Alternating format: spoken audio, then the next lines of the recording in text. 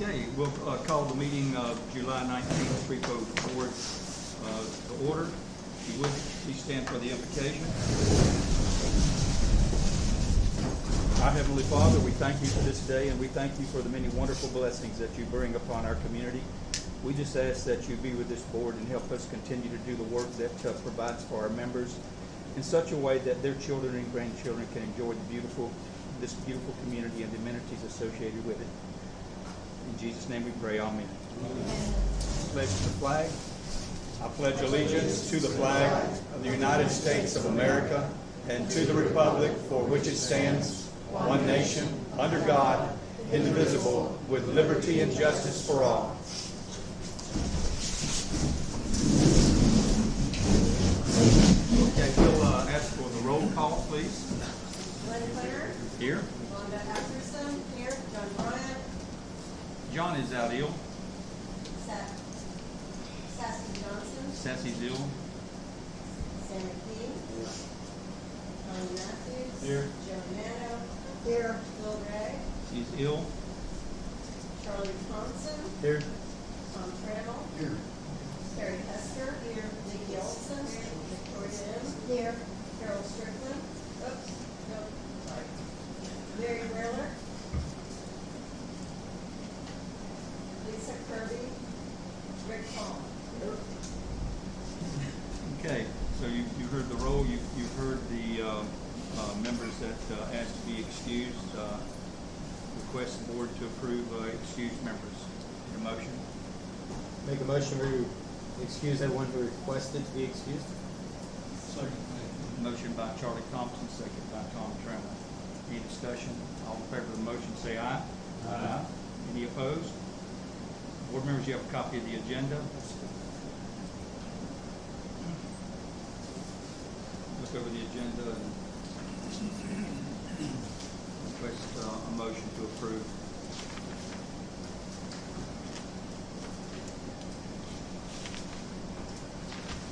I don't have an agenda, so do you have an extra one?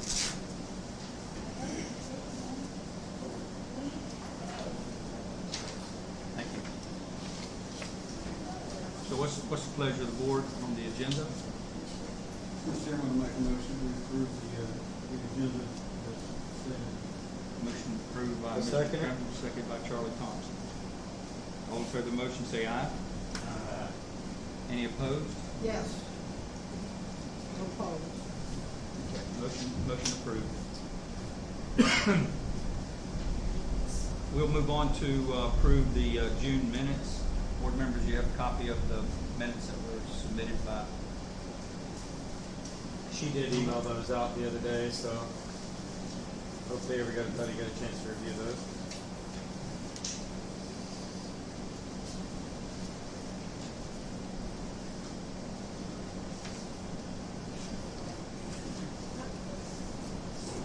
We have a motion to approve the minutes from June. Motion by Tommy Matthews. Second by Tommy Trammell. Any discussion on the June minutes? All in favor of the motion say aye. Aye. Any opposed? At this time, Chairman would like to recommend Rick Palm to fill Charlie Arnett's seat for the remainder of Charlie's term. It's, I'm not sure if that is the chairman's privilege to do that. However, I would just request that the board approve that if that's the board's wish. Mr. Chairman. Say that? So moved. A motion by Mr. Trammell, I'll second that. second by Charlie Thompson. So I have a discussion, Mr. Madden. Yes, Rick Palm was assigned the board when Mike Wilson retired from the board due to his wife's illness. He's already been on the board. I'm not aware of that. He's in Mr. No, I'll go to the minutes. That was It's Sassy been done Johnson. in the minutes. Okay. That was Sassy Johnson. Sassy Johnson. Okay, so we will, It that's was, quite all right. I'll get you the minutes. That's fine. It would be a moot point anyway, so let's move past that. It's going to be the same. So, is there any more discussion? Okay, all in favor of the motion, say aye. Aye. Any opposed? Motion passes. We'll move on to the secretary's I'm report. opposed, sir. Okay, we do have one opposed, Joan Nana. Because he's already a board Motion, member. that's fine, Joan, please. Okay, got it. We'll move on to Park Manager's Report, Bill Graham. Yeah, it was, wasn't it? That's quite all right, Bill. Well, I wrote up. I'm sorry, wait, hang on just a moment. I'm sorry, I got kind of twisted there for a second. Yeah. I apologize for that. We'll go back to the Secretary's report. So, apologize. I meant to ask you, what do the secretaries normally report? Because the stuff that I have to report would go under old business, like the planting. I'm not sure. That wouldn't be Secretary's report. We've always had Secretary's report on legal matters or matters that they had to fulfill some obligation or bring something before the board that had signatures or whatever. Sometimes they would report that. Okay. So far, So we haven't had no activity in that regard. So thank you, Bill. Appreciate that. Now, Bill, we'll move on to the Park Manager report. Okay, I'm gonna go ahead and read it, and I hand it out to y'all. Okay. Board members, you each have a copy of the Park Manager's report. I do not. Okay. So this report is for starting July 1st, right? Yes, sir, it's starting, I got hired, so. Okay. Just, first, I'd like to thank the board for putting their confidence in me and selecting me as the park manager. For the last few weeks, it has been a learning curve, to say the least. I would say about 95% of the members in good standing are happy with the addition of a person to travel around to the parks and to ensure rules are followed and the park remains safe. There are some folks that, to say the least, are not happy with the idea. I will work with both groups and listen to well-conceived and conveyed ideas. Currently, this and past boards have put together great rules that are meant to protect us. They are in place to make our parks enjoyable, safe, and a place where families can come and expect a good level of protection and make great memories. Some of the issues that I'm currently dealing with is the gates are not being locked by key holders, both coming and going. How can we know who's coming into the parks? Records of folks leaving gates open. Records of folks leaving gates open will start being collected. I'm going to start setting in some of the gates myself, and I'm going to start taking key numbers and stuff of folks, and then I'm also going to check people's keys to see if they're members. Okay. Another issue that we're having a lot of is glasses being brought into the parks, leading to a growing amount of broken glass in all the parks. My suggestion to the board, and it's just a suggestion, would be to allow a search of coolers. Groups of folks, groups of folks taking over parks, loud music, very heavy alcohol consumption, leading to verbal, loud disagreements, fights over language, and yes, pot smoking. Pot is illegal in state of Florida. Smoking medical marijuana in public is also illegal in the state of Florida. There will be no pot smoking in our parks or around them. Vehicles traveling at an unsafe speed and above the posted speed limits around any of the parks will be turned over to the sheriff. People speeding around, people loading and unloading, as well as children being present will not be tolerated. Members opening the gates to let people in that are not members in good standing, and then not making them their guests. We do have cameras in some of the parks, and with more coming, the liability of an injury, mistreatment of another person, as well as the damage to the park will be assumed by the person allowing them in. Mistreatment of gate greeters will not be tolerated in any way and will result in that person being asked to leave the park. The pavilion calendar is important and is fair to all members in good standing. Pavilions can be used for only one day and not occupied by the same groups of folks who, for more than one day. Members, guests, as well as trespassers can be asked to leave at the discretion of the park manager, gate greeters, and board members. Sheriff Department will be called for assistance if needed. Any questions or concerns regarding clarifications of these already existing rules should be brought to the attention of the director. And then a few things as I was driving around. I've been driving around every day, but that need to be cleaned up. Issues I found that and the book members have reported. One of the things members have reported, which is not on your list, is the fact they do not come to the parks when certain people are there.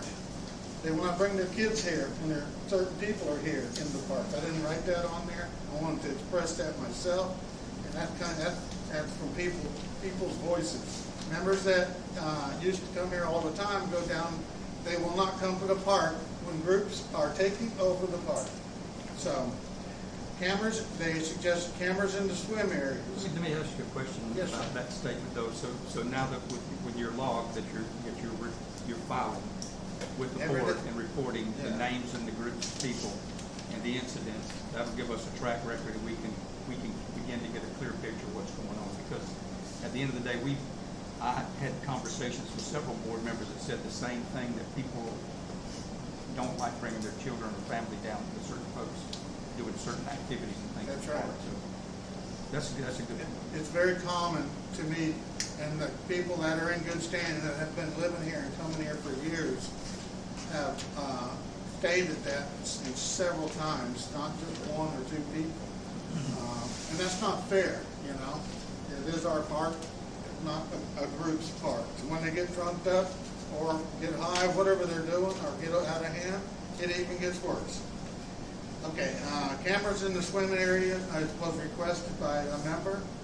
And also, a fence on the northwest side of the camping park needs to be put in. Need another rock on the southeast side of the fishing park.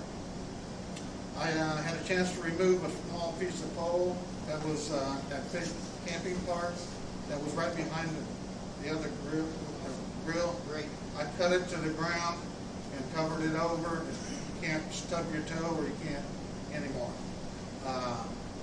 Steps needed to, steps need to be removed from the tree. I'm sorry. There's steps built on the side of a tree in Fishing Park where people can bring a rope down there and throw it over a branch, and they got steps already to make a swing. And I have not got a chance to get down there, but I'm going to try and see if I can take them all off of there. Is there a swing there this time? Because No, there's no rope there, but all they have to do is climb up to the top of their steps and throw it over the crotch of the tree branch, and they got to swing. And they look old. They don't look like they're falling off or rotten. They're pretty well tied. They are tied real well to the tree and screwed with probably about 4 different types of screws and bolts. Let's see. Bridge Park needs a rural sign put up. There's no rural sign at Bridge Park. Signs needed on all the gates, advising on the gate itself, advising members that if they're going to continue to leave the gates unlocked and not close them coming and going, we're going to start taking their names, and there's a chance that they might lose their keys. That'll be up to the board. One question I had for people was the fact that Itchitucky Rentals use our boat ramp to pick up and drop off people, because I've seen them there. And I had a lock fixed it up here at the Hoder, had the locksmith come by through John Bryan. Concerns about parking of vehicles at the entrance of Riverside. I've had a talk with a couple of people out here. One of them, I left a note on the windshield because they were parked there and they were not in the vehicle. I told them it will be towed next time. ATV at Fishing Park. ATVs ATVs at fishing park. I've had a few of those. There is, if we put a boulder in there, they may not be able to get through. But right now, they're going through, and then they can even go on other people's property and come down if they wanted to. Are you seeing the ATVs here in the park? I've seen about 3 of them so far. I've had one of them I didn't stop because I was running out of time or something, whatever. But one of them I did go down and stopped it. The people were. Well, I might make a suggestion on that. First of all, are they a member? Well, that's what they told me they were. Okay, so what I'm saying is that ultimately what's going to happen, we've got a few people basically screwing up for a lot of good people. Right. Because they want to continue to press out here and try to beat the rules and say, "But I don't have to follow rules."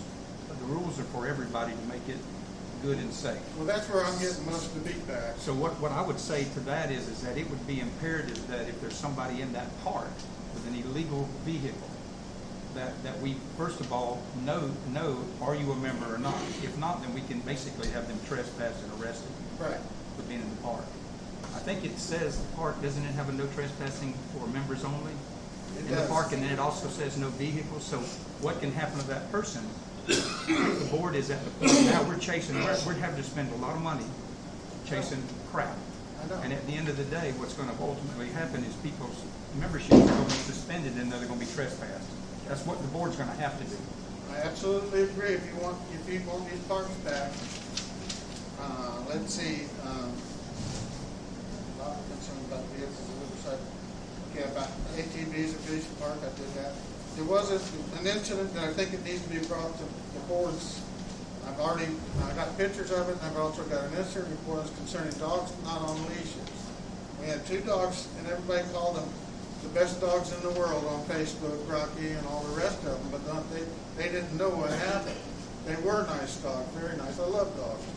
But there was a autistic man, probably 25, 26 or whatever, and he was with his mom, an elderly mom, and an elderly friend. He was bitten as a child by a dog, and he is deathly fearful of the dogs. And so he was out in the middle of the river, and he started to come in. The dogs started coming after him, or coming where he was going to come in. So he started yelling and screaming and ranting and raving, and acting like he could possibly not. He wasn't going to drown, I wouldn't have left. But anyway, the dog walked away, and then as he got to the side, the dog came back up, and the same issue happened, and he was out in the middle of the river. And so the mother, or the friend of the mother, because the mother was too old, she's taking care of the child, for the man. She had to climb over the roots and stuff like that, and she hurt her shin, and totally uncalled for. And then what really got me was whenever I read Facebook, everybody was saying how wonderful these dogs are. That's not the issue at all. The issue is the fact that their dogs are in there without a leash, and they found out, and that's happening throughout the park. Nobody goes and sees them or says anything. And when I go by and I see it, I say something. They've been saying, "Well, we've been doing it for so long, and nobody said anything, so we just do it." I said, "Well, they're not me. I was a paramedic 25 years. I've seen faces of kids torn off by dogs that don't bite." If we have a rule and we don't abide by the rule, and there is a situation, we're going to be negligent, as you know why. Absolutely. And we're going to be sued, and we're going to lose the case. That's So at the end of the why- day, that's why we have to have the rules. Everybody's got a lot of lovely dogs, but at the end of the day, there's other places to take dogs. That's right. And I love dogs. Yeah. Children are also afraid of them and will run when they're hurt. Yes. Okay, so Excuse me, I believe the only park that dogs are allowed is fishing park. they're allowed also in camping parks. They're on the leash. Okay, so there is a place where folks could go. But the problem is, when I went to camping park to check on them, they had a couple dogs there, and they weren't on leashes. They were letting them run around and run. Well, all you can do in that is just continue to keep your log and report that, because ultimately the board's going to get into a position to where we're going to have to suspend membership. Well, I'm just, I realize this is the people out there are gonna say, you know, who is this guy walking in here? These rules have been here, I'm not making them up, I'm just enforcing them. And, you know, and I don't have a problem enforcing them, I love this place. Been coming here since I was a baby.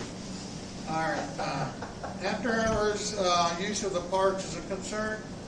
I had started doing night walk, and I've already had 2 parks where I had people leave.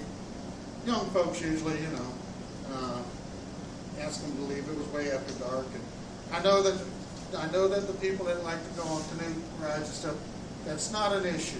You know, to come and go on the midnight canoes and kayaks and stuff. I think that's a wonderful idea. But the thing is, you can't party in the parks afterwards. We had one night that I was called, and there was people there until 1:15 or 1:20 in the morning. And I mentioned that to a member, and they said the next day, the member said, "Oh, they're just kids. They gotta have a place to go." Well, you know, the liability behind that is just what you said, Glenn, is that they're just kids. But I tell you what, as soon as one of them gets hurt, one of them gets mugged, raped, or whatever, we pay for it, and that's every member of FIPO. Okay, so. And we're already in situations with lawsuits for those kind of very reasons. I know I won't be voted in as president, so that's not a problem with me. Okay? All right, some suggestions for the Swanee side. Complete revamp of the bathrooms. That needs to be done. They're bad. You know, they're just not nice like our bathrooms over here, that's for sure. They need to be redone. The doors are like RV or camper doors with just a regular lock on them, then they got a hasp on them. We need to get them keyed, built, the right doors put on them, and make them safe for people. So at nighttime they can be locked. And I have no clue who locks those at night. Glass is a real problem at the boat ramp part there. Went down and took pictures of black can. In Swanee or Columbia? In Swanee. They were just stuffed full of black beer bottles. Yep. And I took pictures of them, so you're more than happy to see them. But so, and a need for a fence on the west side of the boat ramp park. Is there what adjacent property is it causing an issue with, or? I don't think there's an issue. I think we have a line there, but there's nothing there. They can walk back and forth from the neighbors right onto our property, right onto the boat ramp. So I would suggest the board think about that. Brandon Park needs a portal in. Okay. I don't know if there's ever one been out there or not, but I was out there a couple, 3 days ago, and I walked down, I opened up the gate, I drove down, trees are growing over it, so you really can't even walk down it, and it's still muddy. I would suggest several loads of lime rock put in there and make it so people can walk down to the pavilion down there. I know it may wash some of it off, but it's still a good start. The pavilion on the river needs the 3 legs that are up against Swanee River or Santa Fe River are not attached to anything on the pavilion. They are washed away. They're this far from the ground, and I see that as an issue. If somebody's in there and that side of the pavilion falls over, we need to get that fixed. So we'll go look at that then. Well, board, I appreciate you allowing me to speak up. Hopefully my next one won't be as long. But Yeah, Joan, you have a question? Yes, I'm concerned about the lime rock because that's a total flood area at Brandon Park. And I think you should check with the Swanee River Management before we put lime rock. But that's very possible. Maybe stone might be something better. And the other thing is that people, that land is being desecrated within 75 feet of the river. And that's also part of the laws that we can't cut or do anything within 75 feet. Well, we can cut the branches back so you can walk down there. Yes, They're all going over like that, so. they're talking about ground. Yeah, talk, there's no way people can actually walk down there without having to push back. Okay. So that's it for right Board- now. Well, let's see, board members, do you have any questions of Bill? No, I have one other thing that didn't get covered is Feldman, the lady who lived next door to the Columbia side boat ramp. Yeah. And we've experienced it. Someone has broken some of the boards, that fence that runs between her house Oh, and okay, the yeah. park. So those boards are broken. People have been moving the rocks. The rocks need to be realigned. They've moved them and they're driving through those 3 yards. So from the boat ramp, if they didn't have a key to get out, they drove through the next 3 yards between the river and the houses.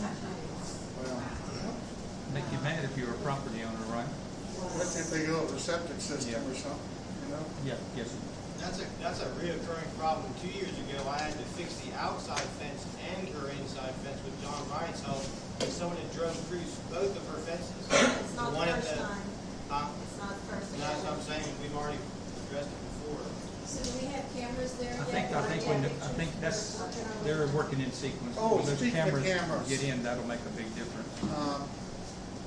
Sherry, down at the ramp, boat ramp, she asked if that cedar tree could be cut so she could see down to the boat ramp. So if somebody gets hurt down there, she knows. Right now, that cedar tree is, she can't even see around it. When she's sitting in the pavilion, in the bar shack, she asked if it could be raised, trimmed up so that the view is to the river and she could see the river. So I don't know if that's doable or not, but we. Yes, sir. Question about, I get the party late at night in the park, you know. Are we gonna start having a closing, a cutoff time? And any kind of group paddling events or midnight paddling have to be scheduled? I'm going out for, party at 1 o'clock in the morning. Are we gonna set a time so that the parks? Well, typically they close at dusk, so when it's dark. Well, that's what I mentioned. Well, I mentioned I didn't see a problem if the paddlers and stuff just need to get out and walk out to the park. But, if they're gonna start partying after they come back, then the park is closed at dusk. So you did have a good, you did have a good point though about, just as you're gonna reserve the pavilion or whatever. Right, yeah, Maybe so they could call that in so we know who it is. that way we know that they. So if he we comes know that up, they're allowed to be on. yeah, if Bill comes up, he'll know that somebody's supposed to be there or not. Right. That Yeah, would I make think your job a If little- you're gonna enforce the act of dusk, then that being scheduled to be out there, having permission, would be the next step in That would make maintaining good that. sense. That'd be Yeah, very smart. that is fine as long as the board approves it. Currently, the rules do not Right, say it's just a that. suggestion. Yeah, the rules don't say that, so until the board approves it, I can't say, yes, they can do that. And I agree, if they use that calendar and write the event on there, I drive by or I go by, I'm not gonna say anything to anybody if they're on the calendar and the board approves that deal. Sounds like a great suggestion, man. Yeah, Jesse. I just had a question. Another exception at the nighttime is for fishing, which would be another thing we could ask, put on the calendar, like if you're planning a night fishing trip to catfish with kids and stuff. Is that still acceptable to be there after dark to do that? I think as long as you're using the river to I've never had access, you're anybody just call on me accessing to, and I the was river, I would think that you're not in the park. Problem is that it doesn't stop there usually. No, So yeah. we go back and forth and we stay, and then during the drinking and all that gets out of hand. So, I don't But go I think- and I tell think- people and give Bill- them a hard time. Bill, I think it's a good idea though that they actually have to reserve that. So why don't we do this? It's a very good report. You've been very busy for your first, how many days is this? Well, like I 17 told days? you, it was a learning curve, and there are a few people that I'll be all over the internet here tomorrow. So, No, you won't. You're acting on behalf of the board, so please understand. Yes, John. I'd like to congratulate Mr. Grimm. I think he's done a fantastic job for the short time. There are so many things that he brought up that we've been trying to do right along. And the glass and the dogs and all these other things are from way back and need to be corrected. And I just think you're wonderful, Mr. You Ray. can ask my wife, I don't mind talking to people. Whenever my hair goes up on the back, that's when I have a problem, so. Well, I thank you very much. Well, thank you, Bill. I think what we can do is this, let's just send this to the park committee, your recommendations. Yep. We can go through and review, those are some rules, that we're looking at, to kind of reinforcing or creating.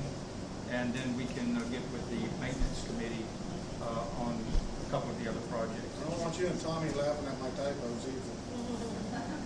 We don't read, we just look at pictures. Yes, Rick? I move to accept the inaugural report of the park manager with the commendation and appreciation of the board. Okay, we have a motion to approve, Bill's report. Second that. Second by Charlie. Any discussion on Bill's report? We'll take it further. Thank you very much. So all in favor of the motion, say aye. Aye. Any opposed? Okay, we'll move on then to treasurer's report. Charlie Thompson, sorry. Thank you. Okay, does all the board members have a copy of the I don't. financial? Do not. I put it down there. I gave it to Joan. Okay. Our checking account balance in Drummond is $13,640.06. This is the account that we write our checks out of every month. The Drummond Reserves is our savings account, $50,022.20. And then our membership account through Drummond is $67,575.22. For a total of $131,237.48. At the present moment, we have about $5,000 in checks that are still outstanding. So our checking account balance really is a lot less than what is shown here. At the amount that we're writing checks in the summer for gate greeters, maintenance, security cameras, and now a park manager, I wanted to ask the board if they would approve us moving over about $50,000 out of our membership account into our checking account for our working money. That makes good sense. That's what it'll take to get us through. Get us through the summer, and then by the fall, we should still be in good shape. I make a motion to accept the offer to. Okay, recommendation to move $50,000 into the checking account. And you're moving that from, From the checking account of membership fund. memberships, okay, all right. Got a motion by Sammy, second by Tommy Trammell. Any discussion? I don't know if y'all know or somebody or not, but you know this thing, I think it's closing down. Yes. Yes. Yes. What's that? The branch in Fort White is closing effective September 1st. But for now, we're gonna keep our monies with Drummond. We'll just have to do business in Lake City.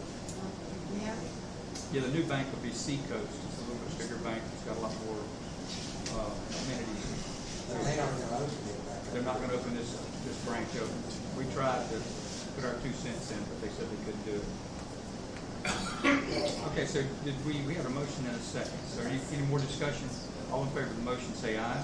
Aye. Any opposed? The motion passes. Any questions on the finance report? I would ask you to give any questions now. If not, we would entertain a motion to approve finance report and the expenditures for the month of June. Motion to approve the finance report and expenditures. Motion by Charlie Thompson, and the second by Bonda.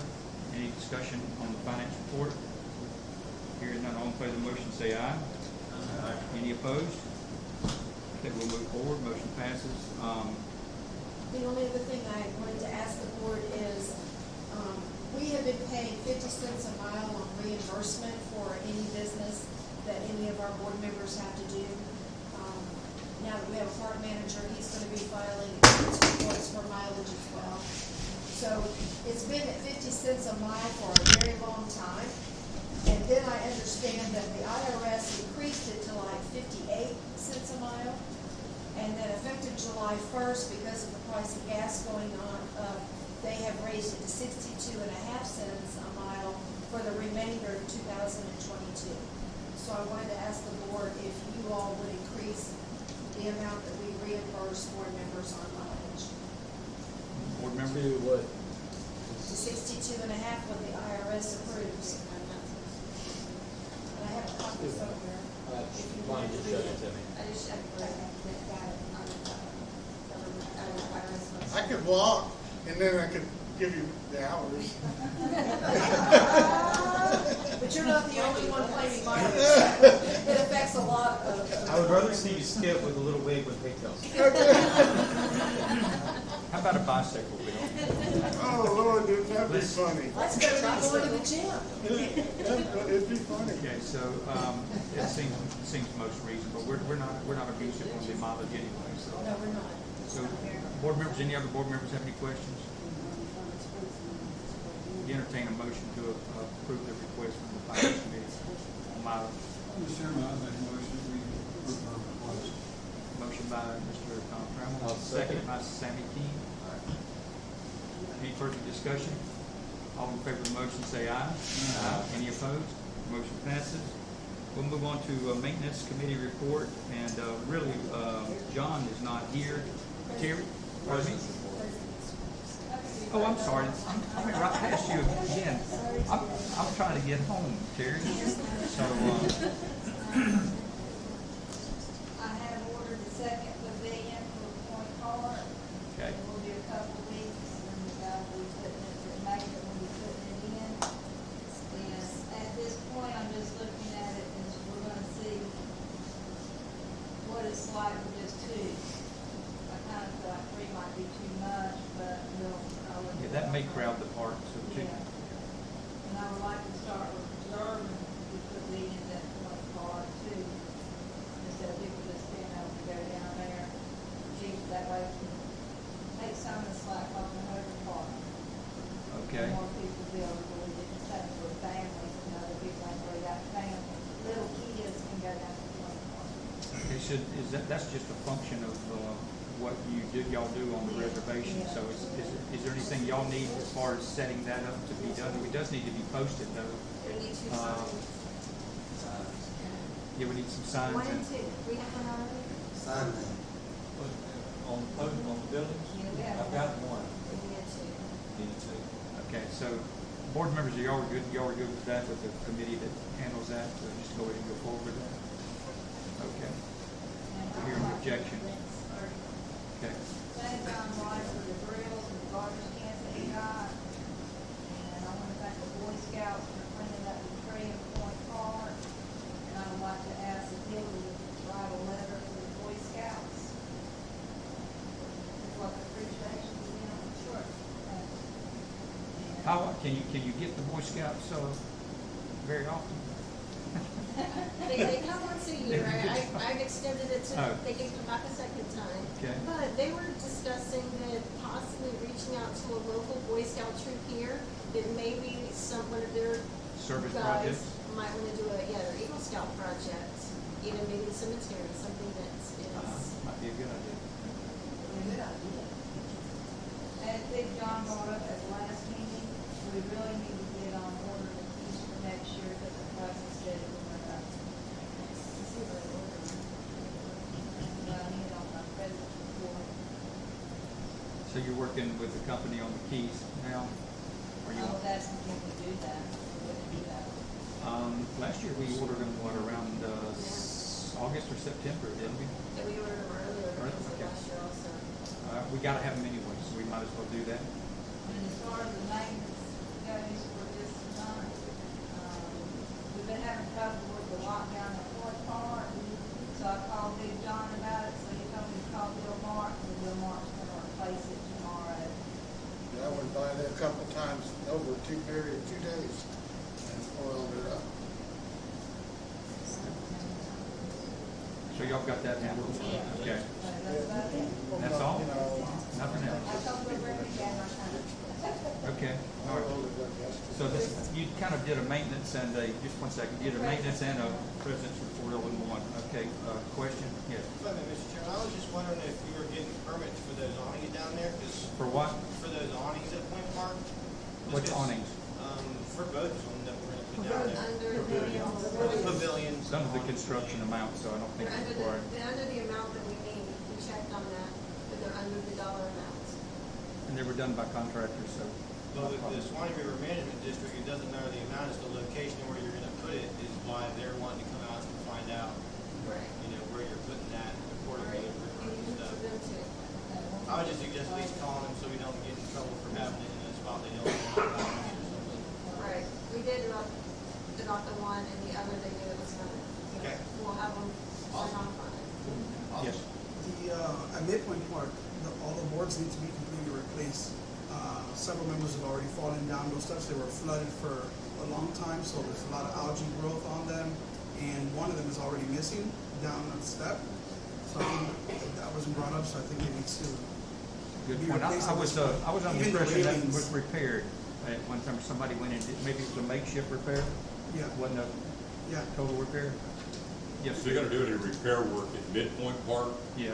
I think the board should consider enlarging that. Correct. Yeah. That is an extremely small Very narrow. walk. There are people standing on it. They're Yeah. staying there at the park. Somebody that wants to get out, they can't. I don't disagree. I think it's junk itself, so, Just needs to be wider, bigger. okay, good point. One thing people have brought up, which I didn't report, is they would like to get something done, and I knew you're already working on it.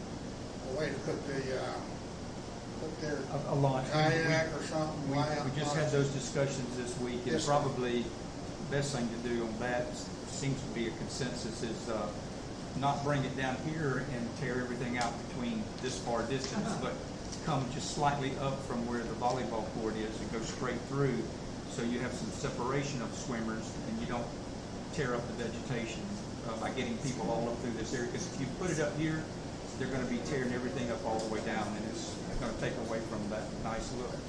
And we're, one of the issues is getting their stuff through the gate opening. That's, So, hey, Sammy, we'll They can handle one day. just have to call management district out to take a look at, or we can just apply for a permit. That's under DEP, it's not under. Oh, it's DEP?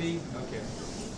Well, all we have to do is, and I think if we call and get somebody that's gonna do the dog, Right. get a price and let them handle the permit for us, would be the best thing. I don't disagree. I mean, like saltwater, filters, or that kind of what.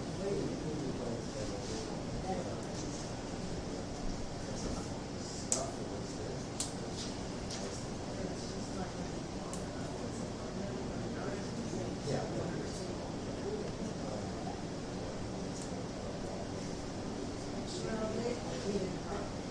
Sammy, I'll get with you on that, and we'll take a look, and we probably want to take a look at wherever we decide to penetrate through there, that we have that we're not, we've got a more stable base there, that we're not really affecting the bank. You see what I'm saying? Because we don't really want to make that a swimming area, just a launch area, so. Just needs to go through the trees and put a nice set of stairs down and into the water. Right, right. Something that's more compatible to canoes, something more compatible to canoes and kayaks. I think it's clear up there. Well, I'll get with you on that. You ain't got nothing to do, do you? Okay, so, Can I say something real quick? yes. I think we need to work on Breeden Park before we do Midpoint Park, because they'll give us the one without for a long time on the front side. But yeah, not doing that. So let's take a look at that. Yeah, we can do that. Sure. We'll just let the maintenance committee assess all of these and go after it. All right? So, anything else? Terry? Because every time you say you're through, it multiplies. it's expensive. Okay, so I guess we'll move on now to the communications report. Skipping over the maintenance. She handled the maintenance in John's absence. Okay, so So since it's not membership, I'm throwing everything under communications. Okay. Okay, so our membership up till this point, for the Columbia County side, we have 618. Swanee side's 202, so a total of 820.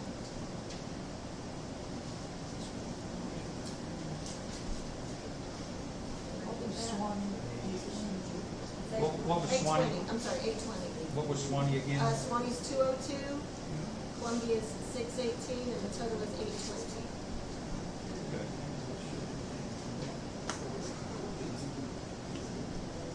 Okay. All right. How does that compare with the year that we've had the most people? Last year, I mean, I think we're gonna be into it, because we still got some that's, what did we end up last year? 960 something. 966. And that was the highest year? That was in December. So, yes. Anyway, so that brings me into another thing.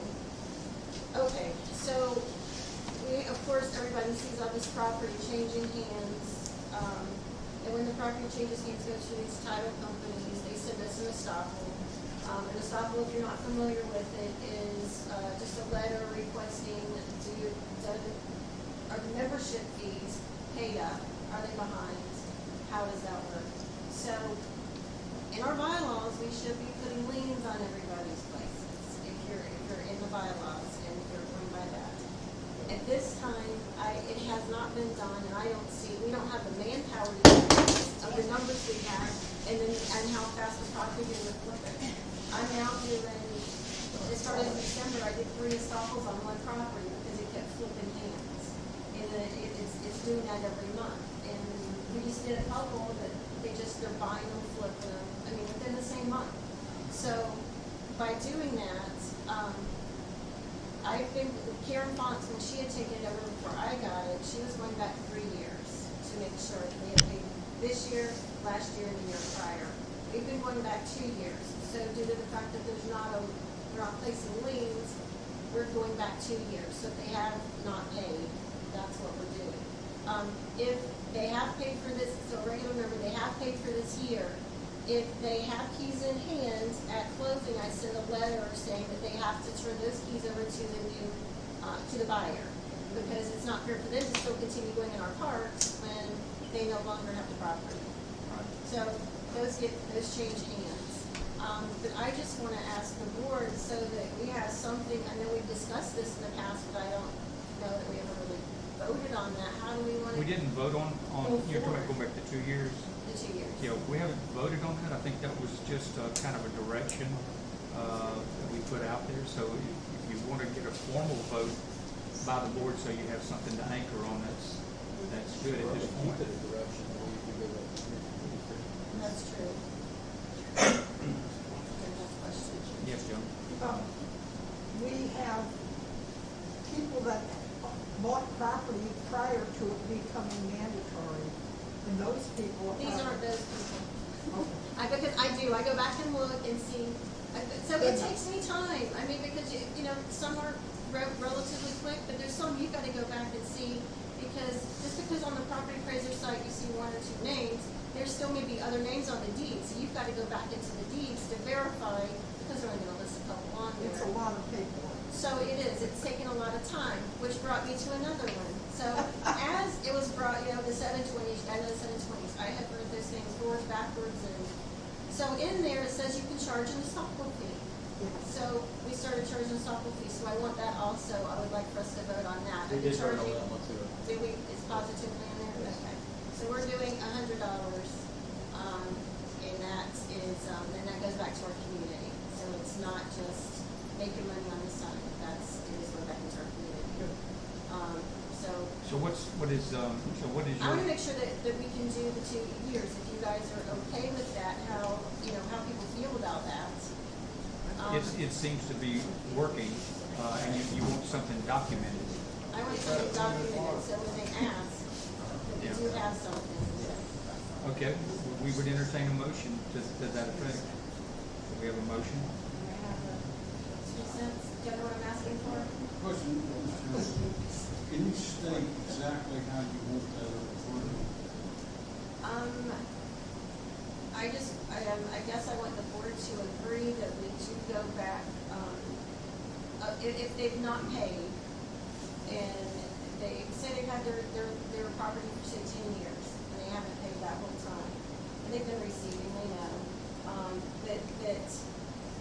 that it is mandatory. I guess that's it, that our membership is mandatory, because according to our bylaws, it is mandatory. It says you may own several lots, but it's only mandatory that you maintain one membership. Is that gonna cause a problem with us if we want to start putting liens on property? Well, we're gonna have to hire a whole person. It's Yeah. gonna take an awful lot to Full-time put job. liens on properties and If you manage saw how that. many come and go, So, Skip, I'm do you just have a saying. question? Okay, Jess. In our covenants and restrictions in our bylaws, where it says it's mandatory, and it says the mandatory fee is $25. Subject Now, to in our bylaws, it does say, if you so choose, and you want to become a member and get the keys, it's $100, is what it There's says. no mention of fees. Okay, let's direct everything through, direct it through the board, the chairman, please. I did, Go ahead. Skip. Mr. Chairman, I understand what the board is, the recommendation, but the board needs to consider carefully, because the Articles of Incorporation in the bylaws clearly state that every lot owner has a requirement to become a member of the association to help pay for the common expenses of the association. This board and the members need to clearly understand keys have nothing to do with membership. You are a member of this association. That's correct. You are responsible for your share of the upkeep, taxes, insurance, utilities, etc. The mowing. You are responsible for that because you are an owner of this property. All common property. If the board, which they can't, but if they were to choose to sell off the common property, okay, they can't, I'm not saying they can't, but if they could, each member would be entitled to whatever the proceeds were from that sale. Members of Three Rivers Estates should be required to pay something. If you would consider a lesser fee for membership, whether it's $25, which was original, and it says that this board has the right at any time to amend and adjust those fees. So it's not locked into $25. Right. The board has that responsibility based on the expenses.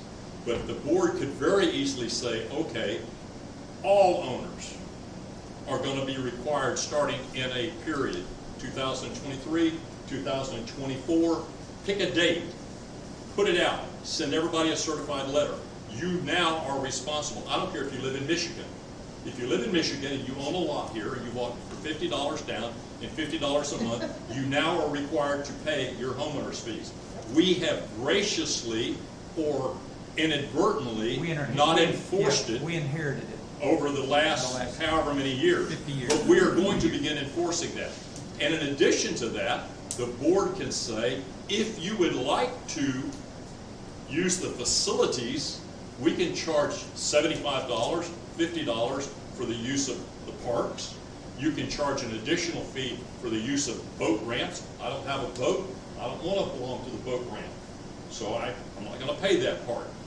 So some people live in Michigan, they don't want to pay for any of it, but they're responsible for it because when they go to sell their property, they brag about the fact that you have access to the Itchituttony River, the Santa Fe River, the boat ramps, et cetera, et cetera, et cetera.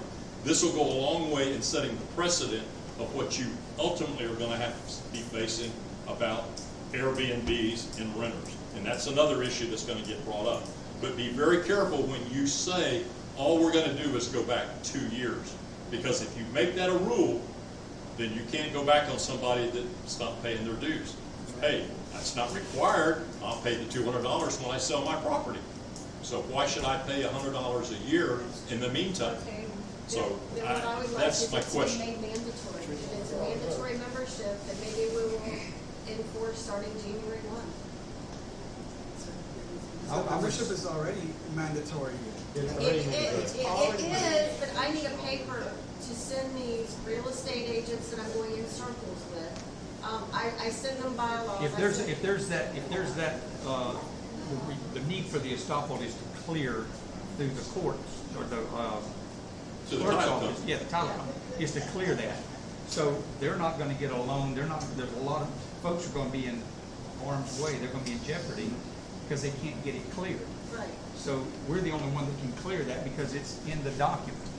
So I'm gonna say this, I'll be honest with you, before we take any action through all of this, we really need to sit down and say, okay, let's take a look at our membership, let's take a look at the properties, let's analyze how much money we're talking about that would come from here and here, and put together a plan. If we're gonna try to do something by the first of the year, I wouldn't do it tonight. Mr. I Chairman, wouldn't jump on that tonight. I might also add, the board has the right and the authority to file a lien, to place a lien. Correct. To put a lien on a piece of property does not mean anything unless you go to court to enforce the lien. That's right. If you put a lien on the property, it's just like putting a red tag on it, so that if that person ever goes to sell that property, somebody's gonna say, "Whoa, wait a minute, you owe something." Now we step into how many years are we gonna make them pay? Are we gonna go back 30 years? Are we gonna go back 3 years, 2 years? That's a decision that we can forgive or set a policy on, but the policy needs to be, because our bylaws say you have to be a member, and you're right. So I'm a member. If this board doesn't enforce that, I can bring suit against the board. Now, that's on me. Nobody's going to do that. Nobody's going to enforce a lien just because we've placed the lien, and I think we need to be clear about that. We're placing the lien on the property so that we do eventually get some back dues that these people should have been paid. Either Right. that, or we need to reduce the It's membership just a fee. mechanism for them to clear that title primarily, and it's something.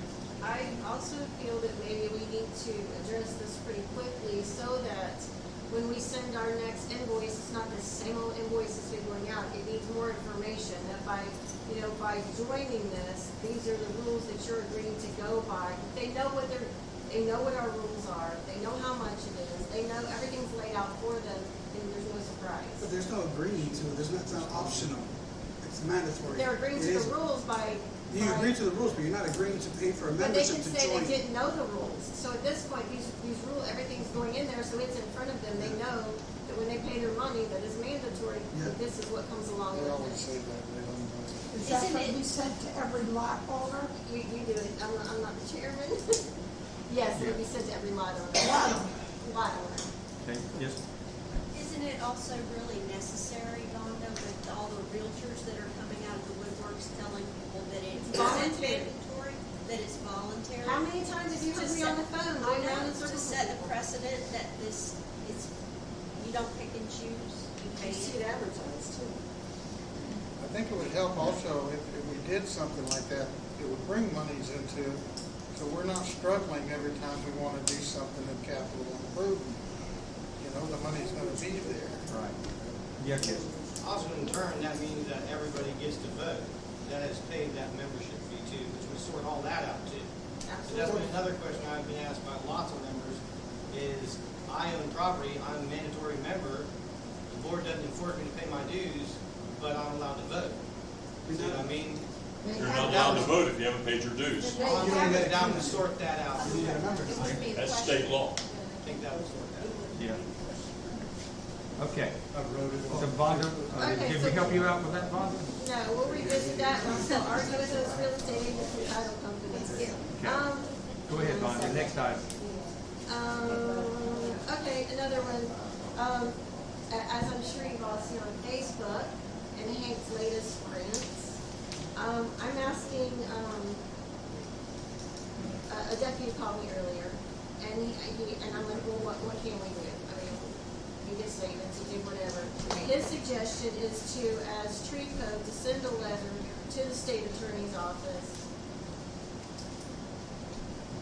And I'll be going to send it to the sheriff. This is the situation, he has to see it coming in, that we send on behalf of the tree code members, this is an issue. And we don't need to be just, something done about it. And it's not just him, and there's others. But I don't feel that we're protecting our people if we don't get somebody to do something. So board members, are y'all good with that? Sending a letter to law enforcement, state's attorney regarding these, On behalf of our members. based on these threats Stand on the or law. harassments or whatever? Because they're right on the tipping edge of what something could be. You're seeing this all around the country right now, and folks are going back saying, God, I wish we'd have done something about that. A little too late. Yes, sir. Is that the same, I know there's Hank and then there's another person making about the same threats. Is that the Roach, a same guy one? named Roach. Is that the same one, just with a different name? Different names, different. Yes. Yeah, okay.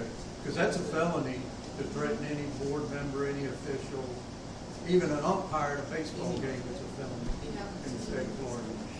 He's skirting the limits of the law. He was right, yeah, he was right there. So you're asking that we do that, so okay. That we send it on. Board members, are y'all comfortable with that?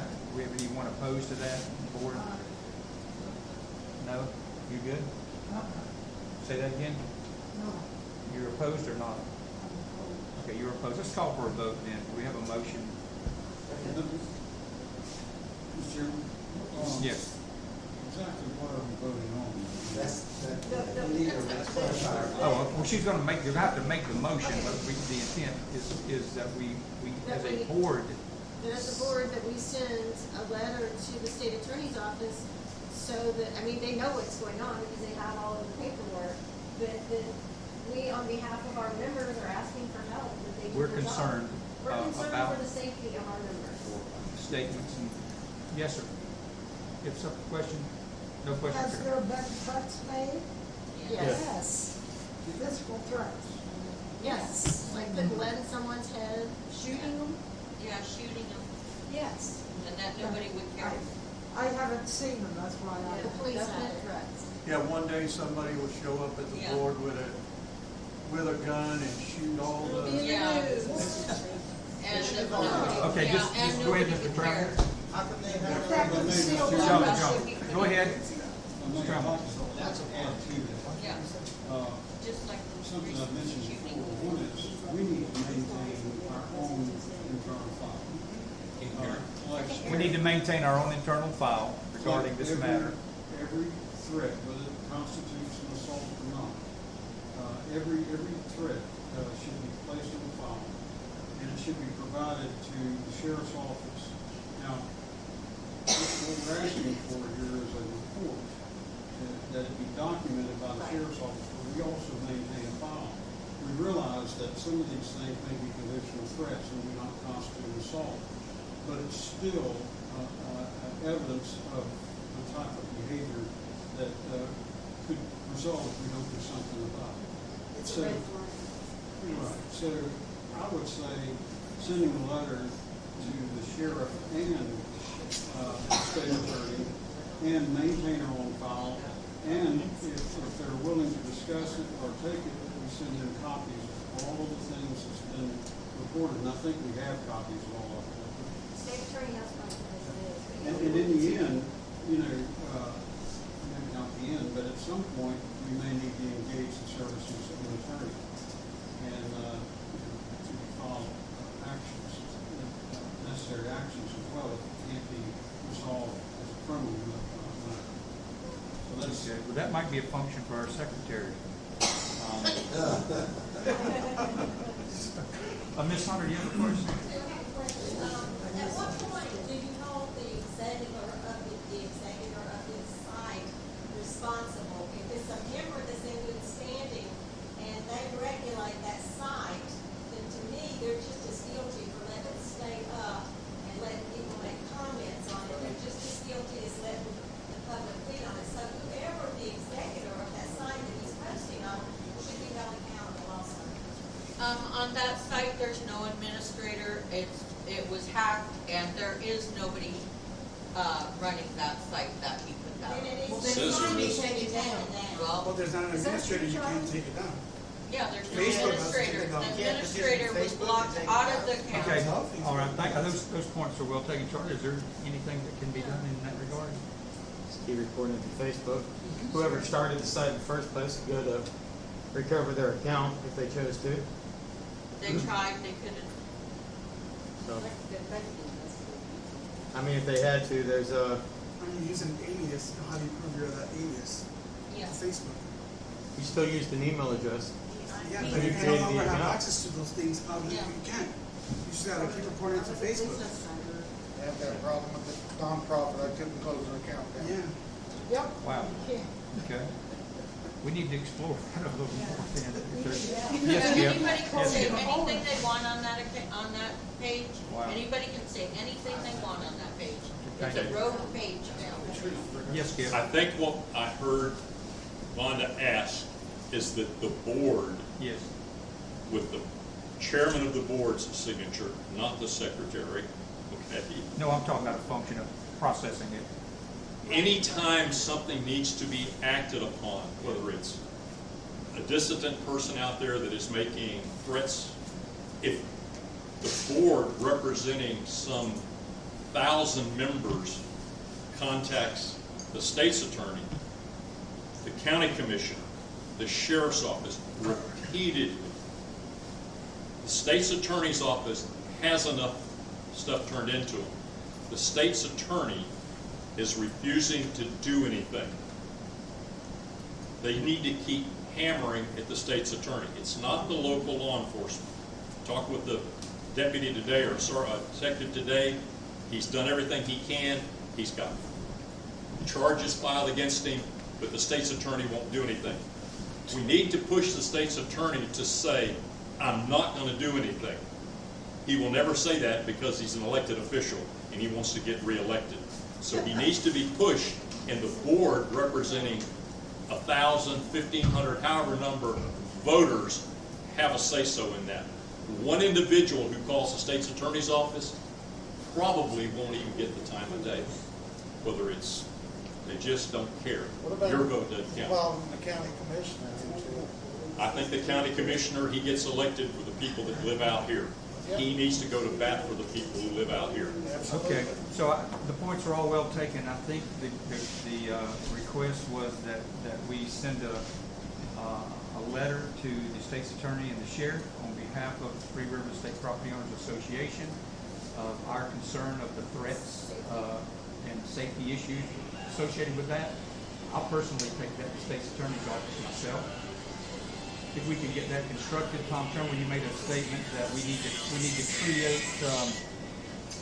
need to create our own file, and we need to get this information documented in that file so that we can begin to see how this is playing out. Because if you remember, this has been going on a little over a year or two, maybe 2 years, and it's up and down, and it changes, and the behavior changes, and the threats are this and this and this, and I think what happens when people engage with this individual, he actually steps up even louder.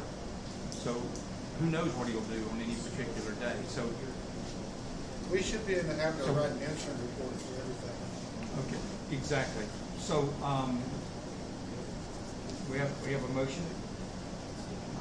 The request. Let's do This this. is my motion, you wanted me to make it? Okay. I think that's, without going through all of that again, I make that motion.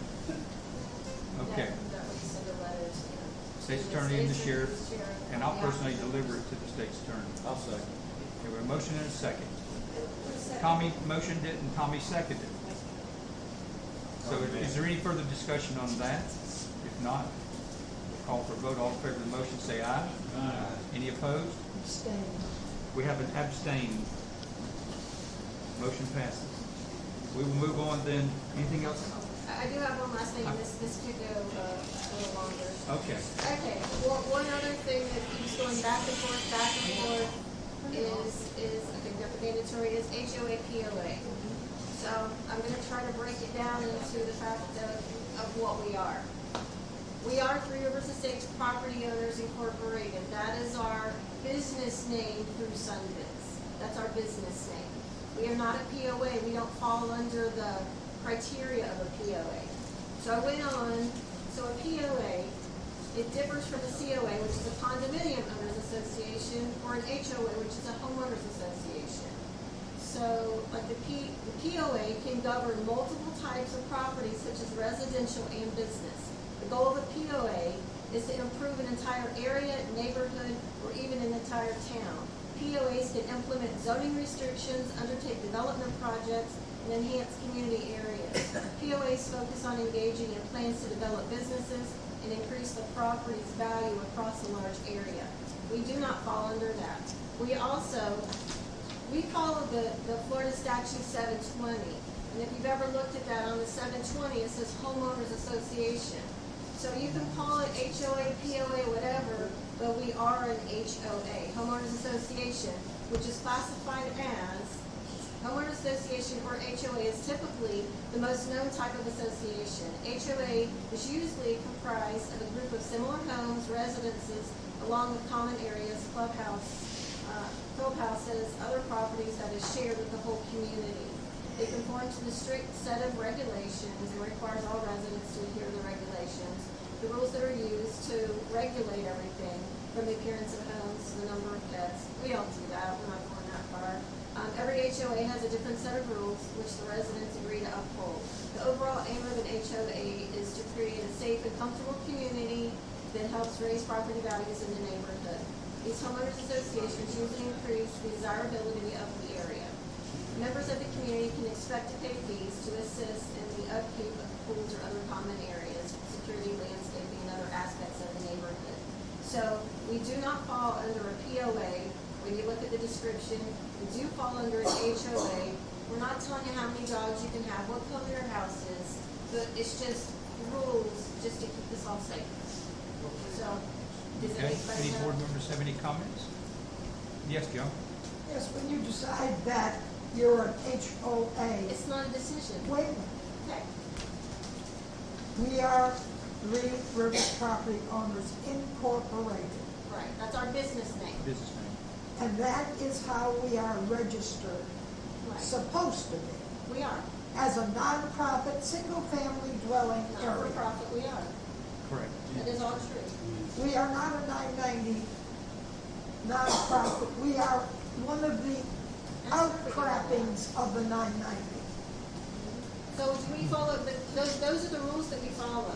The 720 is for HOA, homeowners association. So if we're following the HOA rules of 720, then We that's are what only we are. following some of the HOA rules. No, by law, we're Wait, supposed to hold all of them. come to the board, please.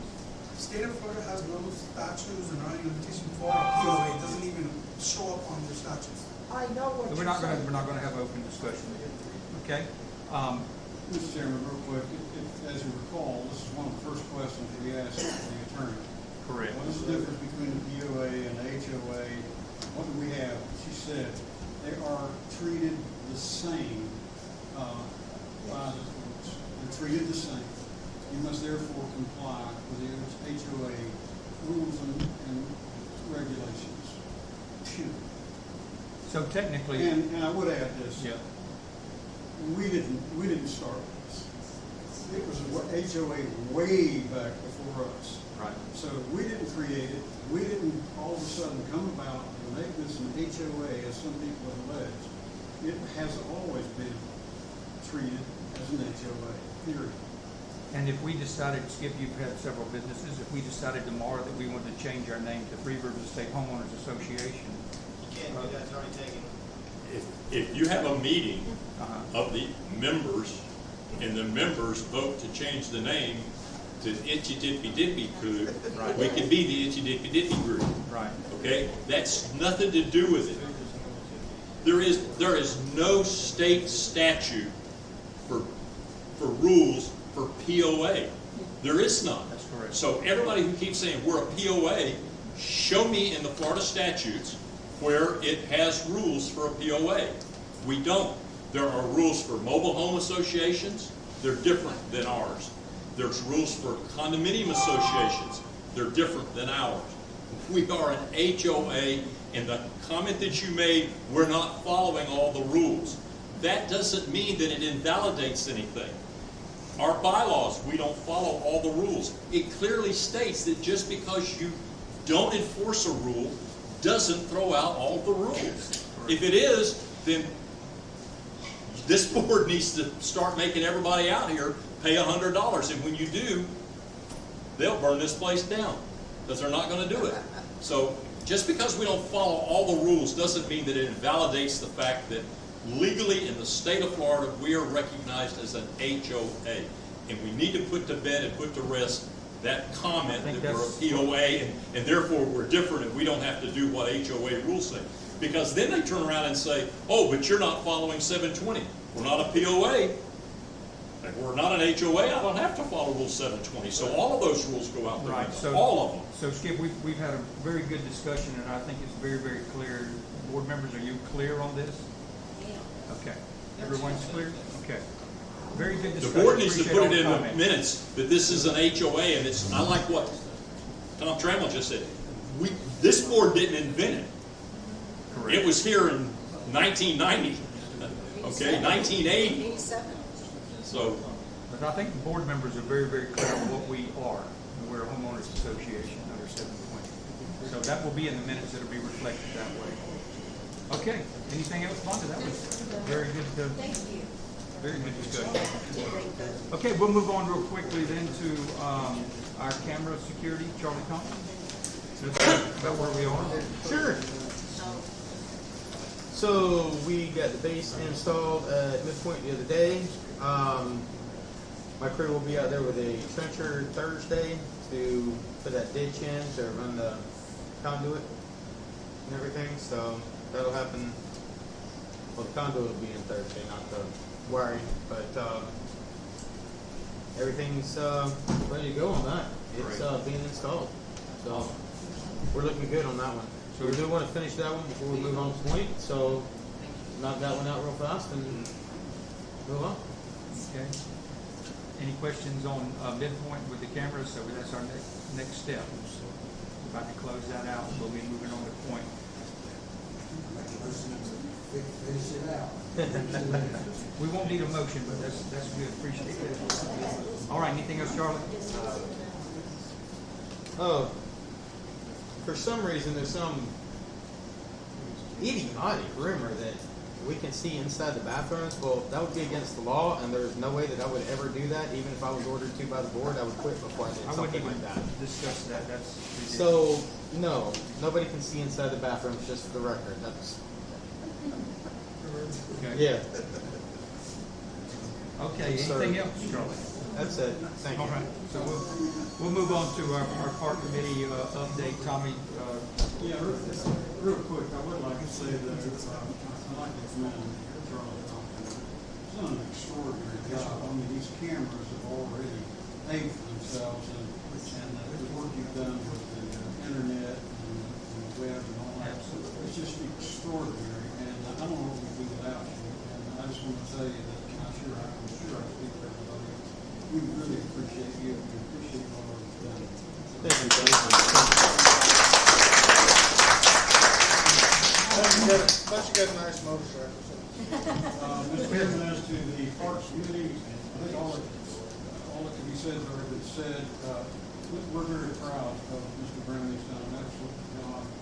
And it's a learning curve, as he stated. It's going to be a challenge for a while.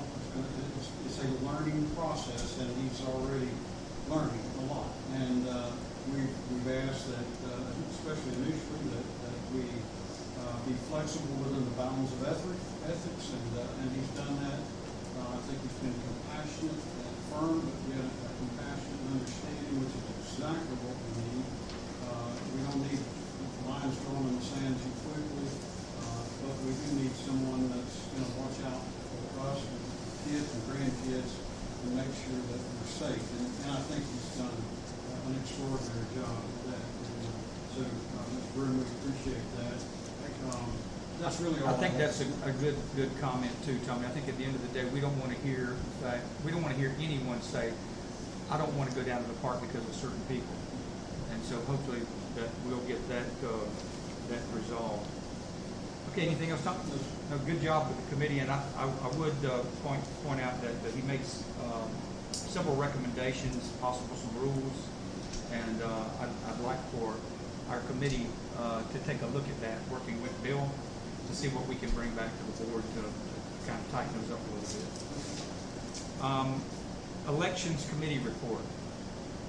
Who's going to present that? Yeah. Skip, you're going to do the elections committee report? Y'all have put a lot of hours into this too.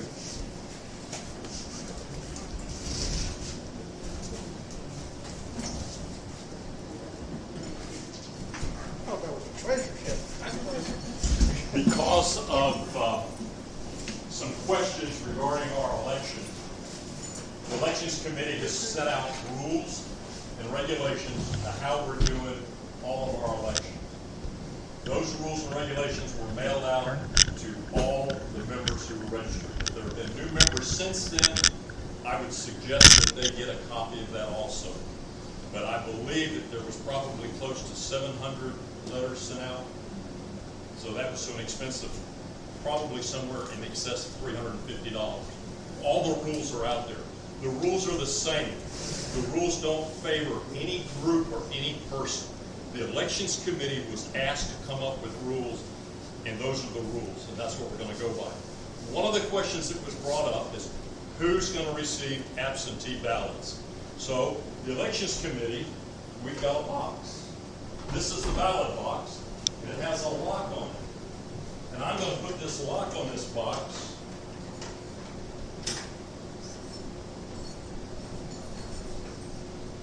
And that box is now locked up, and that box will not be opened until October the 8th. It'll be opened in this room with 3 election supervisor people that come from the Columbia County Elections Office. There will be no members counting those votes. They will be outside people. This box is now going to belong to our secretary, Hilda. Hilda will take possession of this box, and it will remain in her possession.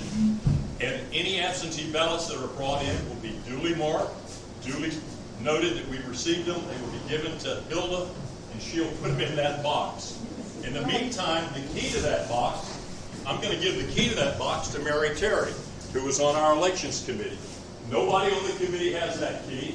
Mary Terry's the only person who has that key. If that box opens, it's Mary Terry's fault. So that's who we're going to look to, Mary. Sure. Not worried about Mary getting in. Nobody's going to get that box because I have complete confidence in Hilda. And the reason that we've had to do this is the Elections Committee feels that we need to be as transparent as we possibly can.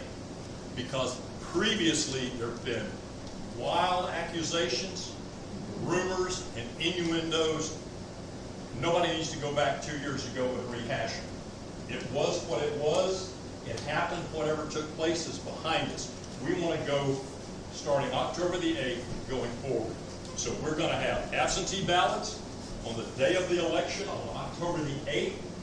We will receive 1 ballot per member, and it will go in that box. Don't come in and say you've got 3 ballots to vote, because you're not going to get to vote. You also will have to have a voter ID. That's a picture ID and your membership number. If you don't have that, you will not be allowed to vote. And we don't care who you're voting for, you're not going to be allowed to vote. I will say that to every board member. I will say that to every member. Those are the rules. The rules are for everybody in Three Rivers Estates. We're going to go by the rules. We're going to have a good election. It's going to be very simple. When the vote is over, the members or the vote will be posted on our official website. Okay? That's clearly what our rules say. So once that committee or counters tally those votes will be responded to us. We will see to it the communication committee gets them. They will be posted. Hopefully it'll be early that afternoon, but I don't know. Now the safeguards on the absentee ballots will be utilizing some of the same principles that the elections office uses? I will go over the absentee ballots. Absentee ballots will require the following. You will pick up a ballot or you will request a ballot. You do not get a ballot unless you request it. If you request an absentee ballot, one will be mailed to you at your registered address. Don't contact us and say, I want a ballot, and I want you to send it to 1222 Southwest 187th Street. If that's not your address, that's not where it's going. It will go to whatever address is on file with this membership secretary. So that's how that ballot will go out. You can fill out your ballot. You are required to put it in a blank envelope.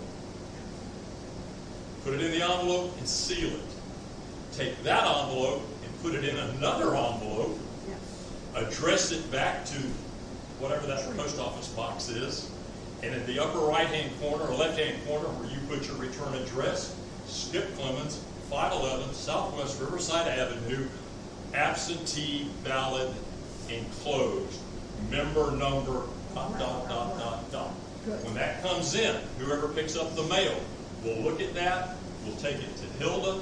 Hilda will look at it, it will be marked that we received an absentee ballot, and we will have a number of count of how many we received. It will go in that box. It has not been opened. The day of the election, on October the 8th, the Elections Committee will come in. We will certify that those absentee ballots were properly filled on the outside. If they're properly filled with the right name and number, that becomes an official ballot, and the counters will be allowed to open it and put that ballot in their tally sheet. All ballots will be numbered. All ballots will be stamped. There will be no Xerox copies or go down to your local office supply and run off ballots. It won't do you any good. The ballots will be marked, and we will have a good track record and a good trail of how we did it. So hopefully that's done. And what would And you will know disqualify? who voted. What would disqualify an absentee ballot? All right, we have 3 different things that will be on the ballot. One will be officers. You will vote for 4 officers: president, vice president, secretary, treasurer. You are allowed to vote for 1 in each office. If you vote for 2 names for president, that's an invalid ballot for that part. If you vote for 2 presidents, but you vote for 6 members, we're going to count your 6-member vote. We're not going to count your president's vote. If you vote for 1 president and 7 board members, it's an invalid ballot. Your ballot will not be counted for members. It's going to be clearly marked on the ballot how to vote. You vote for 1 each of the officers. You vote for up to 6 members for the board. You vote for up to 4 members for alternates. If you can't follow the instructions, You shouldn't vote. the Elections Committee has said your ballot is invalid and it will not count. If there's a questionable ballot for some reason, such as the envelope's not properly filled out, there could be a reason to have a provisional ballot. Those ballots will be set aside. Those ballots will not be used unless it will alter the election. If someone has 100 votes and the closest person to that is 65 votes, and we have 15 absentee or provisional ballots, we're not going to count it, because those 15 ballots won't make any difference. So please understand where we're going. We're trying to make it to where it's very simple on our tally people. There will be no write-in candidates. This is what caused them to have to go for so long 2 years ago, because they didn't have a tally sheet that had their names on it. The election supervisor's office has asked me the minute we produce a ballot, I will take the ballot down to the elections office. Tommy Brown has assured me their office will produce a tally sheet that their people will be able to tally the votes. So we're not even having any part of that. We have no part of counting the votes. This is outside the realm of anybody who lives in Three Rivers Estates. Any questions? Can we still hand deliver absentee ballots? You can hand deliver an absentee ballot on 2 days. I believe it's the 24th. It has to be yours. Has to be only yours. The absentee ballot has to be the same thing. All you're doing by delivering an absentee ballot is avoiding the 55 cents for a stamp. So it has to have your name and address? It has to have your name. It has to be in a blank envelope. You're gonna check my ID? Yep. You have to have your ID, because we have to identify it. Now, and understand something, if we get 2 ballots from the same member or with the same number, both of them are invalid. Good. They will just be invalid ballots. We will not take them. We have 2 days that if the people say, oh, I don't want to spend 55 cents on a stamp, fine. The 24th and, Is the 2 Saturdays prior is to it the the election? first? I think it's 24th and the 1st. I don't have my date. From 10 until 12 o'clock. From 10 until 12, that ballot box will be sitting over here with one of the members of the elections committee if somebody wants to hand deliver their absentee ballot. But again, you will only be allowed to deliver one absentee ballot. Don't show up with 6 in your hand. You're not going to get them in the box. Joan? Skip, when you're getting your absentee ballot and put it in the box, do you have to request that absentee ballot prior to going up and putting it in the box? Yes. Yes. Are you gonna mail me? I didn't understand what you said. So Are you going to mail me a ballot, and then I make it out, and I don't want to spend the stamp, so I fix it in 2 envelopes and drop it in the box? correct. Yes. So she's not, Okay. If I didn't get it in the mail, can I get a ballot when I show up? There will be we will have a time that will say if you've not received, first of all, if you call in, or I think we're doing it on the internet, email or phone call, it will be marked that Joan Nano requested an absentee ballot on August the 17th. Yeah. On August the 19th, an absentee ballot was mailed to Joan Nano. You have your ballot. If you don't have your ballot by the end of August, the end of middle of September, if you contact us, another ballot will be sent to you. But if it is, your first ballot will be invalid. Okay? I can't go there that day and say, I would like to vote today by absentee ballot.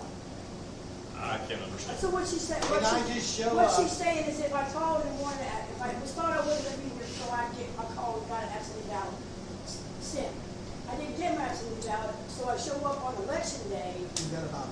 Can I get my ballot? Just because you receive an absentee ballot does not mean you have to vote an absentee ballot.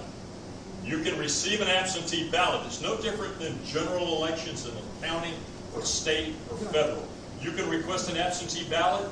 You do not have to fill out that absentee ballot. You can show up and vote. But if your absentee ballot comes in, we will be already checking it off, and you show up to vote, neither ballot will be counted. Both of them will be excluded. I think what she was saying is she requested the absentee ballot, and then she showed up the day not of the election to turn it in, but she didn't have it.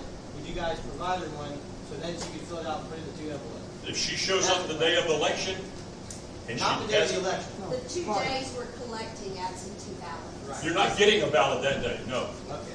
No, that was your question. On the 2 days that we're picking up ballots, we're not handing out ballots. That's what I asked. I'm sorry, I didn't understand your That's question. okay. You're doing great. Anything, Mary? No, I just. Okay, good job, Skip. Anybody else? Great committee. Good job, everybody. Hopefully you're doing And it goes Skip. We're on the page. Hope the amendment didn't make that box. Now, you know, Mary's related to Houdini. What? No, I'm just kidding. Yeah, but Mary can't get to the box. That's right. Hilda's not gonna let Mary come to the box. Nobody figured out how you did it anyway.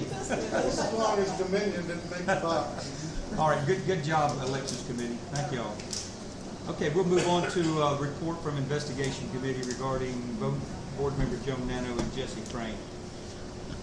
Mr. Chairman, thank you. As you know, you authorized a review of the incident, Trico board meeting occurred on February 8th, 2022. The committee met, and after reviewing the statements in question and comparing those to the existing videotapes and the other witness accounts, the committee finds the following. That Director Joan Nano, member Jesse Crane, and Richard Walker, who according to Trico records is not a member in good standing, made false statements in writing to the Columbia County Sheriff's Office regarding an incident that occurred at a Trico board meeting that took place on or about February the 8th, 2022 at the Trico Clubhouse. These written statements and reports were delivered or submitted to the Columbia County Sheriff's Office reference case number 220FF000557. The statements contain numerous false statements and includes the misidentification of Mr. Steve Allison as the person who allegedly assaulted one Richard Walker. The videos reveal that no assault or battery took place, and that Steve Allison was not only misnamed and misidentified as an assailant, but that Mr. Allison was not even present at the meeting on the night in question. It is therefore the opinion and findings of the committee that, one, no assault as alleged took place, and number two, that false statements were made by those witnesses previously mentioned, and that as a result of the misinformation intentionally submitted to the Columbia County Sheriff's Office, a member in good standing was defamed by way of the witness's intentional misidentification. Let me add in here, and I say this again, I've known the Allison family for many years. The salt of the earth, quality people who have a history in Columbia County with an unblemished reputation. And now, because of this, he's been defamed. Number four, this information was reported and submitted to the Columbia County Sheriff's Office, a public agency, which is subject to the Florida Public Records Law, making the information available to the public and the media. It is open to public inspection, thus creating a liability for libel and defamation of character. Number five, as a result of their false statements, they also attempted to disparage the good reputation and character of the deputy sheriff and destroy his good standing in the sheriff's office and in his law enforcement and TREPO communities. Having brought discredit to herself, TREPO, and the TREPO board of directors, and having placed the board and TREPO in a possible position of enhanced liability, the committee recommends to the board that it be determined that Director Joan Nano engaged in conduct unbecoming a board member, and because of such, that she be requested to resign from her position immediately. If she refuses to resign, then the committee recommends that she be formally censured by the board. As to Jesse Crane, the committee recommends that it be determined that he engaged in conduct unbecoming a TREPO member for making false statements to law enforcement regarding an incident that took place at the TREPO board meeting, thereby defaming a deputy sheriff and Mr. Allison. As to Richard Walker, while he is a property owner, he is not a paid member in good standing according to TREPO records, and therefore does not even deserve a stage at TREPO meetings. He should be warned that if this type of disruption occurs again, he will be banned from any other meetings of TREPO. I also want to add, Mr. Chairman, that these are permanent records that have been made, provided to the Columbia County Sheriff's Office. And very likely, the only way that they can be done away with is if Mr. Allison, in particular, sought the advice of counsel and sought to have them expunged. And that's not always an easy process. So therefore, until such time, that remains a permanent record open for public inspection and including the media at any time they so choose to inspect it. It's damaged Mr. Allison, it's damaged a deputy sheriff, and it was all uncalled for, and it was false. It was false. We had not only the videos that we compared it to, but we have witnesses to it who placed their eyes on this and watched it as it happened and attest to the same thing. Those statements of the witnesses, other than those in question, are consistent. It's consistent with the videos. The videos are sufficient to show that the statements made by Ms. Nano and by Jesse Crane were false. So I hand it back to you. So the investigation committee has a recommendation. Is that correct? Is there any questions from board members as to the report from the committee? Not hearing any, then the committee has made a recommendation that Joan Nano resign. Is that correct? We've recommended that the board consider asking her to resign her position immediately based on our findings. And if she refuses to do so, then we're recommending to the board that they formally censure her. Okay. Board members, you heard the report from the committee. Is there any comments, or anyone want to make a motion based on their recommendation?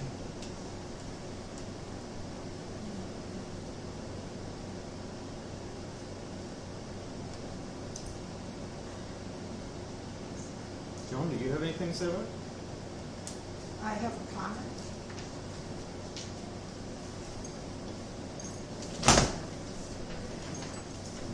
And I have a couple of handouts that I would be glad to share.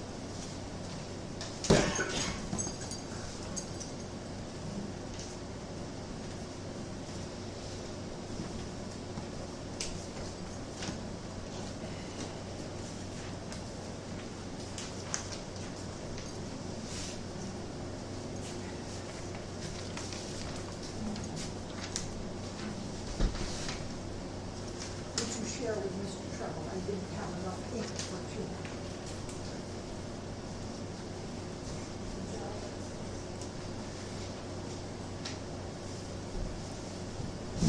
Charlie, you share with Martha.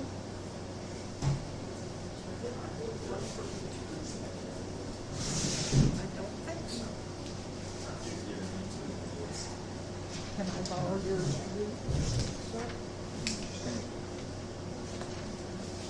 Dear board members and landowners, I, Joan Nano, was elected to the board of directors for TREPO in October of 2006 and have done my best to serve the landowners and not myself.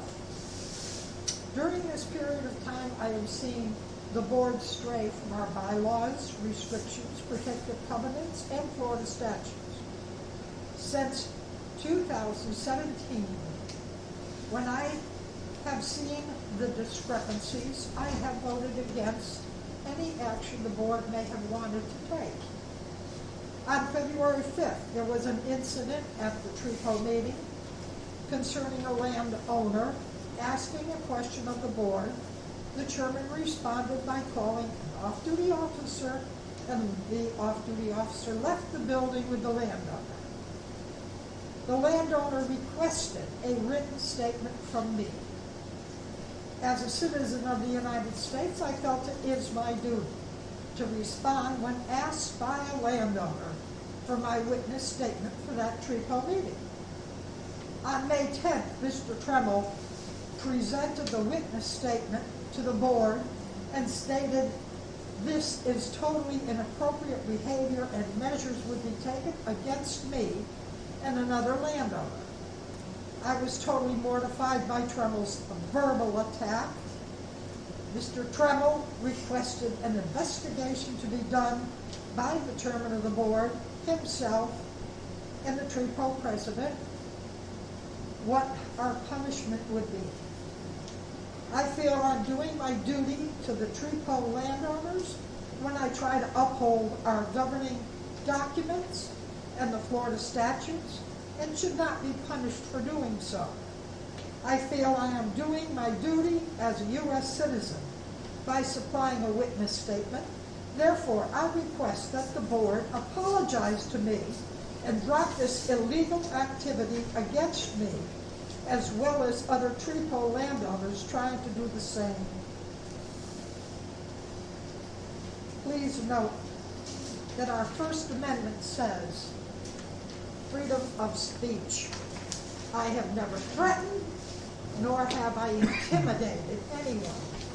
But I do have a right to my own opinion and my own speech. And I apologize to Mr. Olson several times, and Allison. I'm not good with names. And I did not mean to defame, and I didn't think that being a police officer was defamation, but I'm sorry, I did not use the right name. I was given an incorrect name, as the court would not give us the correct name for the detective. Thank you, John. Any board members? Wish to comment? Okay, we have a recommendation from, go ahead, Charlie. I'm gonna tell all y'all, this is kind of hard. We've all been side by side with Joan for a lot of years now. I think that everybody at this table loves her dearly. She is a great friend, and she's always been a wonderful person. So I really hate to do this. Unfortunately, I have to do what I feel like's right. And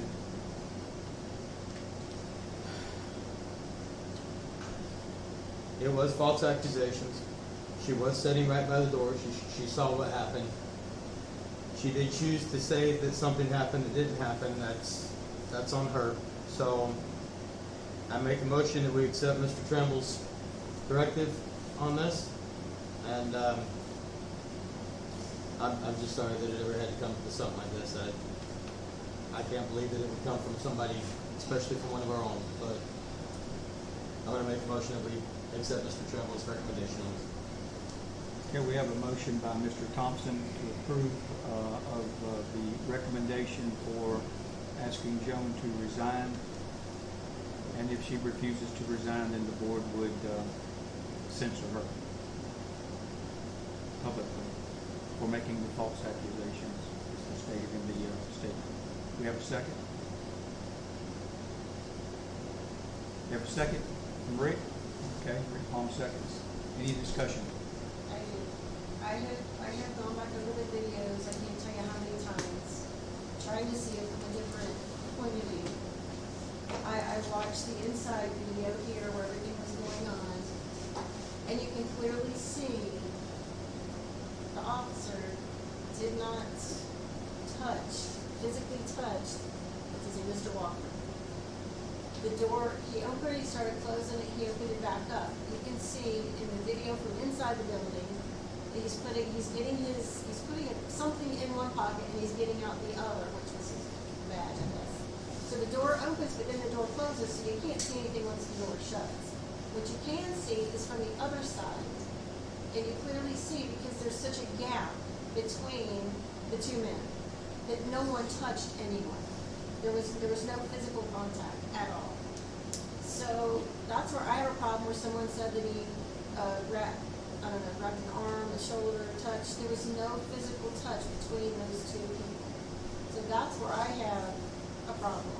And it's not, I think, just calling Mr. Allison or the officer by Mr. Allison's name is the fact that he was pretty much manhandled is how it kind of came across in the report.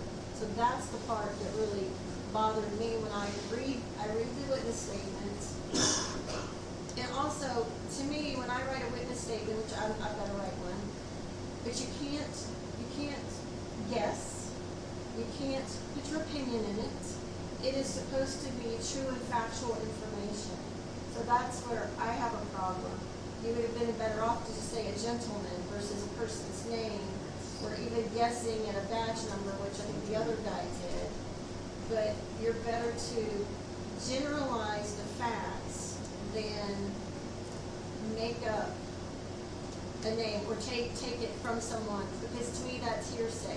So it was hearsay that you got caught up in, that someone said this is his name, but in reality it wasn't. And of anything, it just shouldn't go into a witness statement, because a witness statement is true and factual. So that's, and you sign it, and right above where you sign it, it says, and this is a blank one, it just says, I swear / affirm the above and or attached statements are true. But by not knowing the name and someone telling you, then it can't be true, because you didn't see it. So that's how I use it. I looked too. I looked back at the video that happened in this room, and I looked at the outside cameras. There was no physical contact whatsoever. I think also too, what started this was the confrontation by Mr. Walker. And Mr. Walker was afforded every opportunity to state his case clearly, but he made a point to totally disrupt and almost shut the meeting down to a point where we had to stop. I don't think that we in any way pressed Mr. Walker in any way negative. We gave him the opportunity to say and speak what he wanted to say. And then we told him what the consequences were, and then we said we were probably going to have to call 911 because we've got a meeting to conduct. I think we afforded him every opportunity. We were respectful of that. So this thing careened out of hand, and unfortunately we had two members who, for whatever purpose, it would almost appear wanted to punish the board in a very false way. By the statements that they made, I can't even understand why they would even lie or make those statements, but there must have been an ulterior motive for that. But there's consequences that go with that. So that's my 2 cents. Anyone else? Okay, we have a motion by Charlie Thompson and a second by Rick Palmer. Okay? So I'll call for the vote. All in favor of the motion say aye. Aye. Any opposed? Okay. Thank you. We'll move forward with that. Joan, we'll get with you later and see what your decision is, and we'll go from there. Thank you. We'll get with you after the meeting, okay? On that. We'll move on to the next item. Was there anything else in that you needed to follow up with on that? Okay. So I'll get with you in just a second. So we'll move on to the next, we're still into this report from the committee reviewing an incident that recently happened in the park with Debbie Chadwick. Pardon me? I think that they just wanted to make sure that was in the report. He's not on the board, so the board's not going to take action. So we're good. So your report on the incident? Yeah. Sorry. I was looking at the vote. I think what we need to do here is it's been reported to us that a hostile violation took place in Hooker Park, next Hooker. And I don't have the details, but I'd like to call on Mr. Graham. I understand he has some information on it, and ask him if you allow it for him to present that. Bill, are you prepared to do so? Yes, Jesse. Comment before that, this is referring to there. Y'all never let me say anything about it, that whole discussion. So I'm confused what you're determining is to be done with me. But I'd also like to make a statement. I was sitting over there in the corner, and I've got a video of it that nobody has looked at except for the sheriff deputy that took the report from us. And her name is Captain Cole, all right? She's the one that told me that it wasn't only assault, that it was battery, because the deputy or detective had put his hands on the person. From that view back there, it looked to me like whenever Mr. Walker had turned around and was standing at the door with his hand on the door and his other hand on the door handle, that the deputy actually reached up and grabbed his hand, and then he made a comment and said, "No, no, no, give me your name, don't pull away from me," I think is what he says. So that's why I made the statement the way I did, because that's what I saw sitting back there. To me, it looked like he had actually grabbed his hand, and he couldn't shut the door. His wife had to shut the door. I got the video if y'all like to see it. We're fine. The committee reviewed all the film that we have. I didn't see the outside. Was it the camera from back here? Reviewed any of the other. Just one moment, please. This camera right here is the The one. camera from the back of the room is very, very clear, and the camera from the outside. So the committee has met. They've reviewed all of the information. They've talked to the folks in the room and the board members, and they had a finding, and that's where we are. I understand that, Mr. Chairman. Okay. All I'm saying is that from my point of view back there, and even the video that I have, even the sheriff, corporal, I guess, captain, it looked like there was contact made. And that's why I made that statement. To me, it looked like that's what happened. I was not doing anything under any kind of ill will for any person. I have no idea who they are. I have no idea who the detective was. Okay. All I was doing was giving a statement because I was asked to. And as far as Mr. Allison was concerned, the captain also told us that we had to have a name on there, and that's when Mr. Walker had come up with that name. And I actually called back the very next day, which I mentioned already, and spoke to dispatch and to the sheriff's office, and have had a meeting with Mark Hunter. We tried to change the name, and we tried to redact that and say, look, just put no name on there because we don't know the name, and y'all won't tell us the name of the guy because he's a So detective. were you getting your information from Mr. Walker as to what you? No, I was put in getting your my statement? information from the sheriff's office. They Mark, told me okay. they could not give us the name. Okay, of so the we're, person who was okay, we're gonna close this out. The committee's made a report, and the board has taken an action, and that's The where we board stand. doesn't have all So the you facts. still haven't given me my answer though, Mr. Chairman. What are you, I don't understand, all you said is about Jones. You mentioned my name in the statements, Mr. Tremblay. We mentioned your name because, the fact that, the committee believed that you made false statements. I against- understand that. Okay, so that's the finding of the committee based on the reviewing of the information that they had. And so they took that information, they made a recommendation to the board. What's the board recommendation voted. to the board concerning me is my question. We just wanted to point out that you, in conjunction with Mr. Walker and Ms. Nano, made similar statements, and the statements are not true. And we just wanted, we wanted the community to know who we have in the community, incidents that happen at this board. We can't have people out of control that we cannot run meetings. And we handled this gentleman, I think, very professionally. I think he was out of as line. best we could. Thank you very much. I do. And we handled it that way. But see, even Ms. Nano, in her little report, says the chairman didn't cut through all the courtesy and opportunity and kindness that we offered the guy, an opportunity to leave the meeting and stop interrupting our meeting. We just go directly to it. So there is something going on here, but the board asked for an investigative report, and we got it, and that's where we stand. So we're finished with that. Okay? All right. Mr. Trammell? Where are we? Go ahead. Okay, if it's your pleasure, I'll ask Mr. Brown to present. Okay, Bill. On 7/2, I was called to come back to Hodder Park. Terry was having some issues with a member, and I was advised that there was trouble with Debbie Jean Chadwick.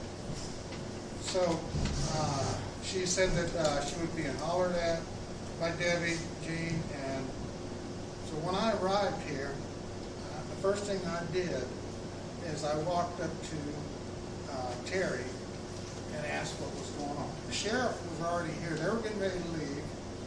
And so Terry apparently had waved them down or whatever. And so they were standing over with Debbie Jean. Terry told me what had went down, that she was yelling at her from across the park about what is it called, Airbnbs, and that we were letting people in that should not be here, and stuff to that. And she was upset about Airbnb. She was definitely EGOH. I mean, she was definitely under the influence of some kind of alcohol or substance, whatever. Because of the fact, why I can say that is because I went over and talked to the two sheriffs that were standing there with her. At this point, first of all, and I've stated before, I am not going to put up with anybody, any member, any non-member, anybody, giving the greeters a hard time. I'm going to be on their side, irregardless. They don't have to do that, be given that. So I went, like I said, I talked to Terry first, and then went over and talked to the officer.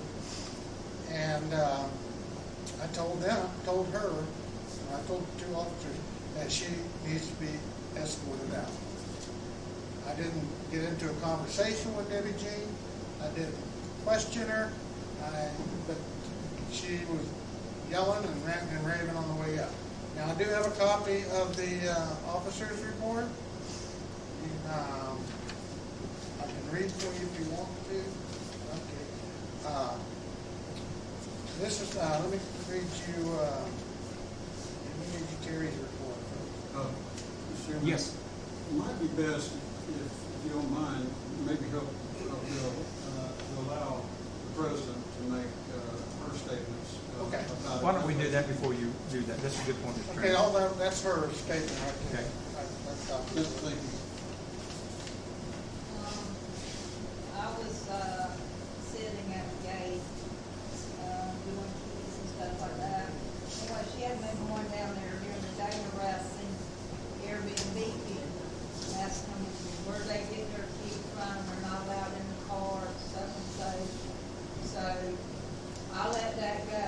So I was back at the gate station, she was sitting over there at the big TV, and she started screaming and hollering at me that I wasn't doing my job. I told Deputy Jim if they got a key to get in that gate, I had to let them in. And she just kept on, she said, well, I'm reporting you, you're not doing your job. So I told Sherry, I was like, well, it's 4 o'clock, I'm gonna they go home. Sherry stays till 6.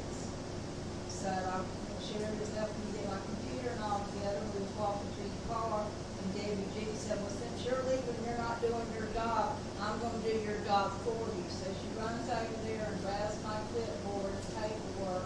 So I immediately come back in the gate and I told her, I was like, you need to get away from the guard shack right now. You're not allowed to touch any of this is not your job. She goes, I can do it if I want to. And anyway, I said, no, you need to leave right now. And so she goes, well, I guess I'll have to leave or something to that. But anyway, she slams her hand down on the table, and I guess she had a pipe in her hand. And it busted and went everywhere. And I asked her, I'm like, Jim, what are you doing, smoking marijuana? She goes, no, CBD. I was like, oh. So she went back over there and steady hollering at me and stuff, and sat back down at me for and says, well, I'm gonna record you. I'm like, whatever. So I had called Bill Graham, and while I was waiting on Bill to get there, one of our July the 4th cops that we hired was going by, and I stuck my hand out and gave him nothing down and he come in there. Well, he walked over and started talking to her, and then the other one came up and he came in there and he asked me, he said, what do you want me to do with it? I was like, I want to put out the car. Mr. Chairman, I have some questions. Sure. Was she very loud? Yeah. Did she curse? Yeah. Did she use profane language? Were there other people around within earshot? Yeah, there's people commenting on Facebook how they would not bring their kids visit that park again if she was there. Were there children in the Yeah. area? And were they within earshot of her? Could they hear what she was saying? I had one man told me that he wouldn't put up with that, he wouldn't argue with him. I'm not putting my name down. Was there anybody else that witnessed this? Sherry, she was just helping me carry my stuff to the car, didn't want to go back in and continue to work at 6 o'clock. I was just going on home. Anything else? Did the officers escort her out of the gate? Yeah, they did, and they wouldn't let her drive home. Why, okay. All right. Donna was graceful enough to go and get the report from the sheriff. The officer was Toby Kimball, who wrote this report. There was 2 officers there. So on Saturday, July 2nd, 2022, at about 3:45 p.m., I was working an off-duty detail at 404 Southwest Riverside Avenue. While working this detail, I was contacted by DS, I guess that's just DS Strong, in reference to a disturbance. Upon arrival, I made contact with a white female, later identified as Deborah Chadwick. Deborah was was explaining to DS Strong that she was tired of people taking advantage of the park. Deborah said that she was a member of the park. Deborah explained that she did not like that other members were renting their places out as Airbnbs. Deborah said that she decided to walk over to the gate and start asking people who they were renting from. While D.S. Strong was talking to Deborah, I approached the manager of the park, William Brim. William explained that Deborah had been giving employees at the front entrance a hard time. William said that his employees, which I mean, anyway, doesn't matter. Sharon Shepherd, William said that there's a typo here. Said that his employee, Sharon Shepherd, oh, that's Sharon. Yeah, that's okay. I'm sorry. I don't know her real well. Said that Debbie was causing a disturbance with guests. Sharon and Deborah was yelling at. Sharon said Deborah was yelling at her, and Terry Hester, another employee. Sharon said that Deborah claimed she was going to run the gate. Sharon said that Deborah made statements about going through the clipboard because Terry wasn't doing it correctly. Sharon completed a sworn written statement. William Brum explained that he wanted Deborah to leave the park due to her level of intoxication. Deborah was told to leave. Deborah explained that she could not leave due to the rest of her family still being on the river. Deborah was told to wait for her family on the outside of the property. Deborah complied with it without any further disturbance. Deborah was provided with a written statement which she stated she would complete on her own time. Both Deborah and Sharon were provided with case cards. I will be submitting Sharon's written statement into the record division. That's what happened. You know, Terry was there before I got there, and I'd already told all the people, all the breeders and stuff, that if they had any problems, they contact me. I will take care of them, and then if I can't handle it, I'll call board members. They don't need to be, the people don't. There are some people in this community that want to threaten people. I don't have a problem with that. I can handle that, but there's no reason that that should happen. So my feeling was that Deborah was completely out of line, probably caused by alcohol. I don't know. Been questioned many times about alcohol, saying that. But I don't know for sure what the issue was. It had been a mental thing. I don't know. So I can't testify to that. Bill, I'd ask one more thing of Terry. She's put outside the gate. The officers left. And did she act out or do anything outside of the gate? She was told not to drive. Yeah, What did she do? Out in her car and left, 100 miles per hour down the road. So she used excessive speed, spinning out when she left the park. Well, she was standing there right out there for a while, you know, kind of egging, trying to be a real pain. Okay. About Terry, and had her phone, talking to a family member or something on speaker, so everybody could hear it. So, you know, she was threatening and that way also. Okay. Mr. Chairman, you have here a person who was, from all indications, intoxicated, who was engaging in disorderly conduct, used profane language according to the witnesses, who did so in the presence of other people, including kids. There was constant harassment of gatekeepers, people who were trying to do their job and who were trying to keep the peace. She was disturbing the peace, and we had to call law enforcement to get her removed, and she drove away possibly intoxicated and spun out in the process. I would urge you to ask the board for their consideration of what they believe should be done. Well, let's not forget the smashing drug paraphernalia and putting glass everywhere. Yep. Say it again. Smashing her drug paraphernalia and putting glass everywhere. I mean, that sounds. So board members, what options do we have? She is a member. What options do we really have? Is there an option to suspend membership for a period of time or do something? Because board, I got to be honest with you, the public's about had enough of this. They need to see something being done. That's what she did is totally wrong. I read notes on Facebook where several of our members said they were totally appalled. Not only would they not bring their children, the that they expected the board to do something about it. And they said they would be here, so I don't know if they're here or not, but I think they all expect us to do something. And I think our privileges for the park need to be suspended, maybe for 90 days.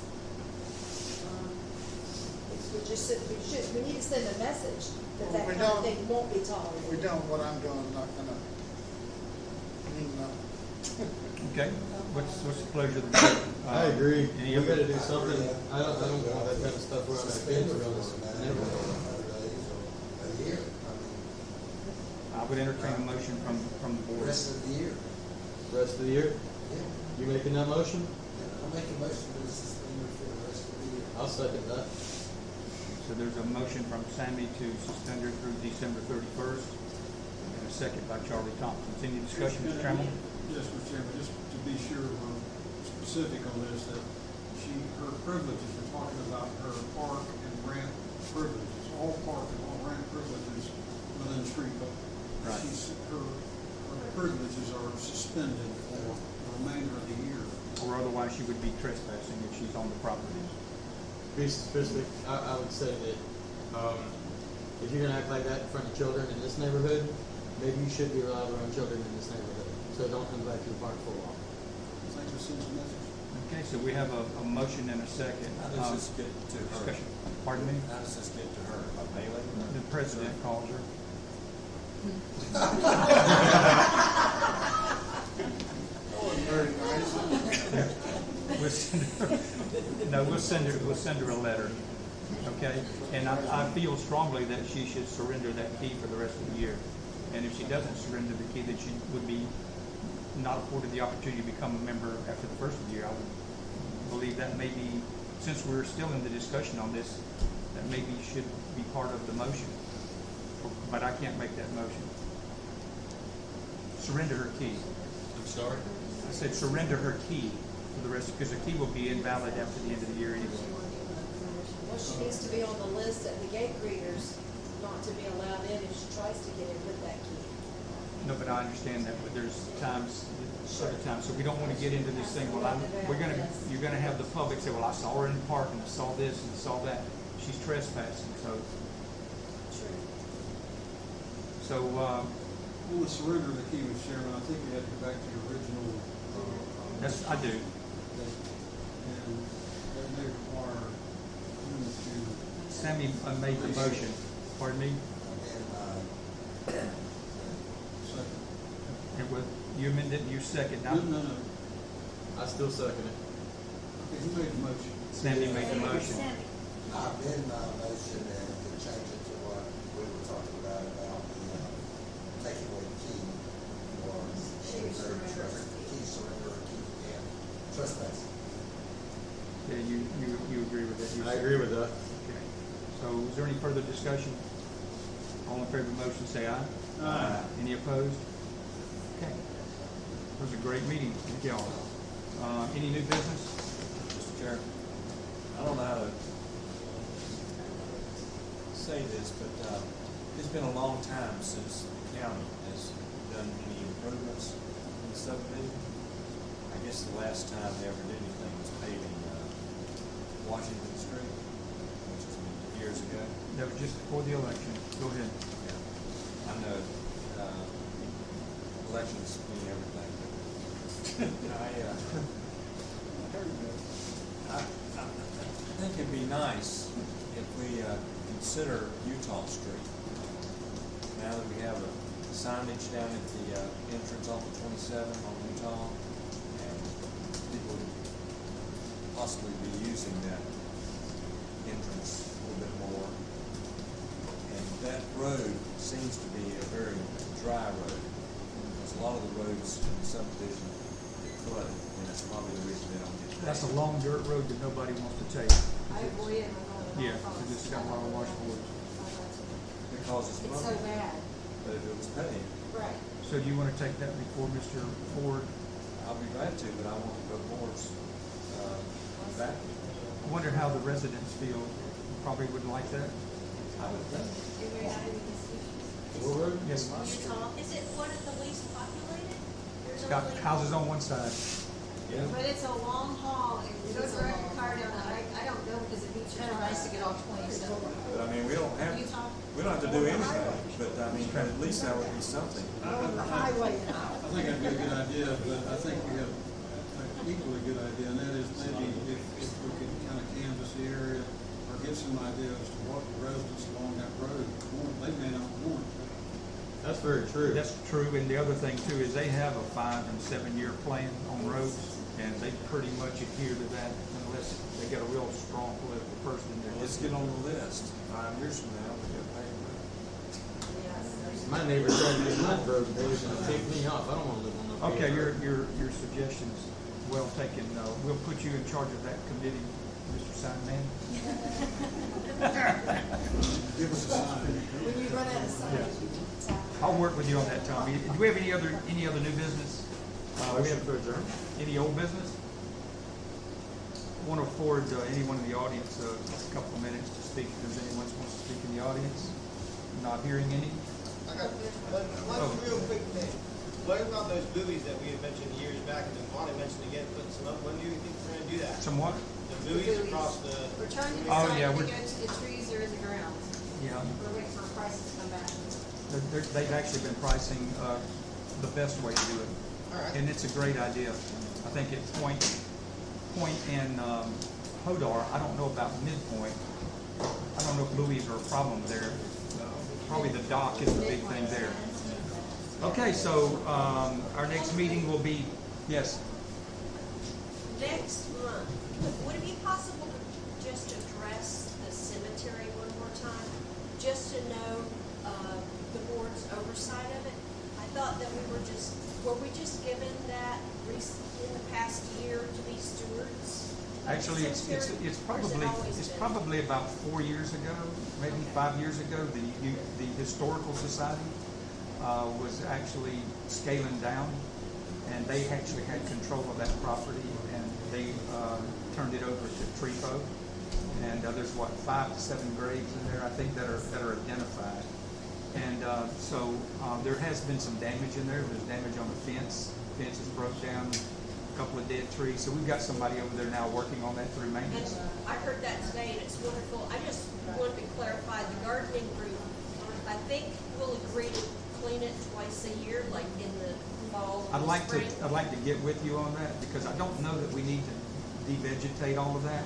I would think that we did take the 2 trees down at the front gate because one was dead and the other one was kind of blocking the gate, and it might be an opportunity to put some kind of evergreen or something on each side to kind of highlight that gate entrance. But we're also going to kill the weeds along the fence on both sides for a good way, all the way down. It's not a park. No, it's a cemetery, but at least if it's going to be, we don't need it to be expanded. So we'll take care of that. Now, I'd like to get with you on that. Okay, next meeting's the 9th. We have a motion to adjourn. Motion to adjourn. Move. Second. Here, there. All in favor of the motion, say aye. Where you going with that box? Where are you going with that box? I'm going to a late birthday party. Okay. What time? 9:17.